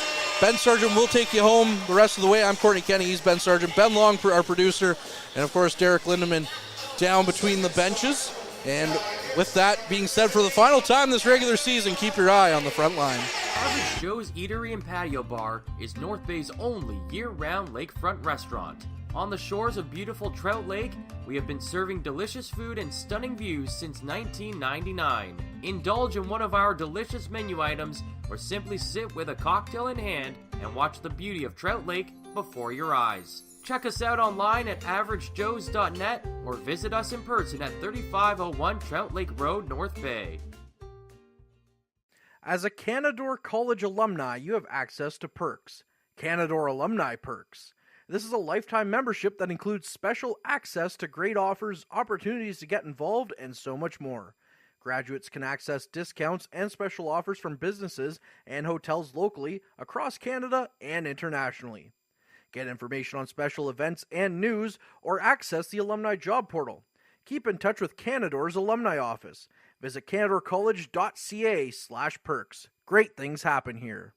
You rely on your vehicle to take you to the places that matter most to you. So bring your vehicle to the team you can rely on to keep it running at its best. Dave's Automotive Services. Whether you're getting your car or truck ready for the season with a tire change, making sure you're safe on the road with an inspection and certification, or doing your due diligence to keep your vehicle in tip-top shape with regular maintenance, Dave's Automotive Services has you covered. Expert troubleshooting, quality repairs, and time-efficient labor are the 3 stars of service you can expect when you bring your car or truck to Dave's Automotive Services at 411 Airport Road. Call 705-478-5544 and book your appointment today. The Frontline Podcast, Season 3. Courtney Kenny, Matthew Sucrum, Derek Lindemann, Bob Coles, and Ben Long bring you closer your favorite teams like never before. Covering everything to do with hockey in the North Bay area, exclusive interviews with the North Bay Battalion staff and players, expert analysis on the OHL, NOJHL, and more, keeping you up to date on all things Voodoos, Trappers, Lakers, and more. It's a new season, it's a new adventure. The Frontline Podcast Season 3. Available wherever you download your favorite podcasts. Tonight's 3 stars is brought to you by Dave's Automotive Services, 411 Airport Road in North Bay. Expert troubleshooting, quality repairs, and time-efficient labor are the 3 stars of service you can expect from Dave's. Average Joe's Eatery and Patio Bar is North Bay's. We welcome you back into Memorial Gardens as the regular season finishes with a North Bay Battalion win 5-2 over the Mississauga Steelheads, as they will officially, regardless of the Sudbury and Sioux finish, will play each other on Friday night for the Eastern Conference quarterfinals here on Friday. So let's take a quick look at the scoring summary of that third period. It all started, the only goal of the period coming from Ty Nelson, scoring his 24th from Anthony Romani. Jacob Tarian at the 9:40 mark. The 3 stars are Pasquale Zito, the number 3rd star, with a goal and an assist on the game. Anthony Romani was the 2nd star. He had a goal and 2 assists. And, of course, Charlie Robertson, 46 shots, 44 saves, is the number 1 star. Well-deserved, as he played one heck of a game. As again, as we take a look ahead, the shots on goal, by the way, total 46-24.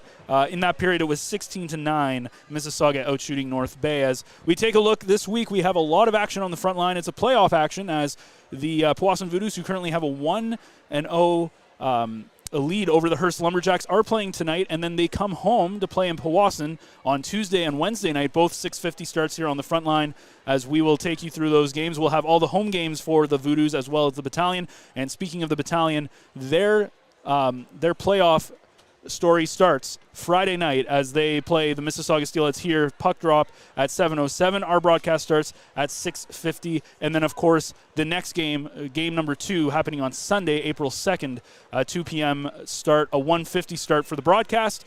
And that's what it's going to be like. It's going to be a fantastic playoff as the Battalion look to find themselves going all the way to the Memorial Cup, but it all starts on Friday. So for everybody here, for Courtney Kenny, our producer Ben Long, Derek Lindemann, and myself, Ben Sargent, saying thank you so much for spending not just your afternoon with us, but also the entire regular season. It's the Battalion coming away with a 5-2 victory as they lock themselves in with a date with the Mississauga Steelheads in the quarterfinals of the East. We will see you next Friday for the Battalion and the Steelheads, and as always, keep your eye on the front line. Meals are a special time for families to gather, share their day, and spend quality time together. Those dinners are made extra special when you add tropical produce found in the markets and grocery stores that carry La Huerta imports. La Huerta knows the importance of family, so they know which quality products make the best quality meals for your customers, whether it be Mexican Hass avocados, Brazilian figs, Ecuadorian red dragon fruit, or something just as exotic and special. To get your supply of the best tropical produce at competitive prices with brands buyers trust, contact La Huerta Imports at 705-752-1478. Community engagement is one of our core focuses at McDonald's. The key is finding the right people who are passionate about the same things we are, helping kids be kids. McDonald's proudly supports local organizations such as the North Bay Regional Health Center Foundation, Big Brothers Big Sisters, One Kids Place, the Children's Aid Society, and Ronald McDonald House Charities. Stop by McDonald's on 1500 Fisher Street, North Bay, to see how we can serve you and the community every day. Hey there, I'm Mike the Financial Advisor. When you strip it down to its core and you take away all the industry jargon, I help people solve financial concerns. So if you're concerned that you'll never save enough to retire comfortably, or that your kid is going to graduate post-secondary $40,000 in debt, or maybe even that life is going to take a really unfortunate sideways turn and somebody is going to have to open a GoFundMe page for you and your family, I can help you prevent all of those things from happening. If you want to see how, you can find me on Facebook, Instagram, and TikTok. Just do a search for Mike the Financial Advisor. You should find me.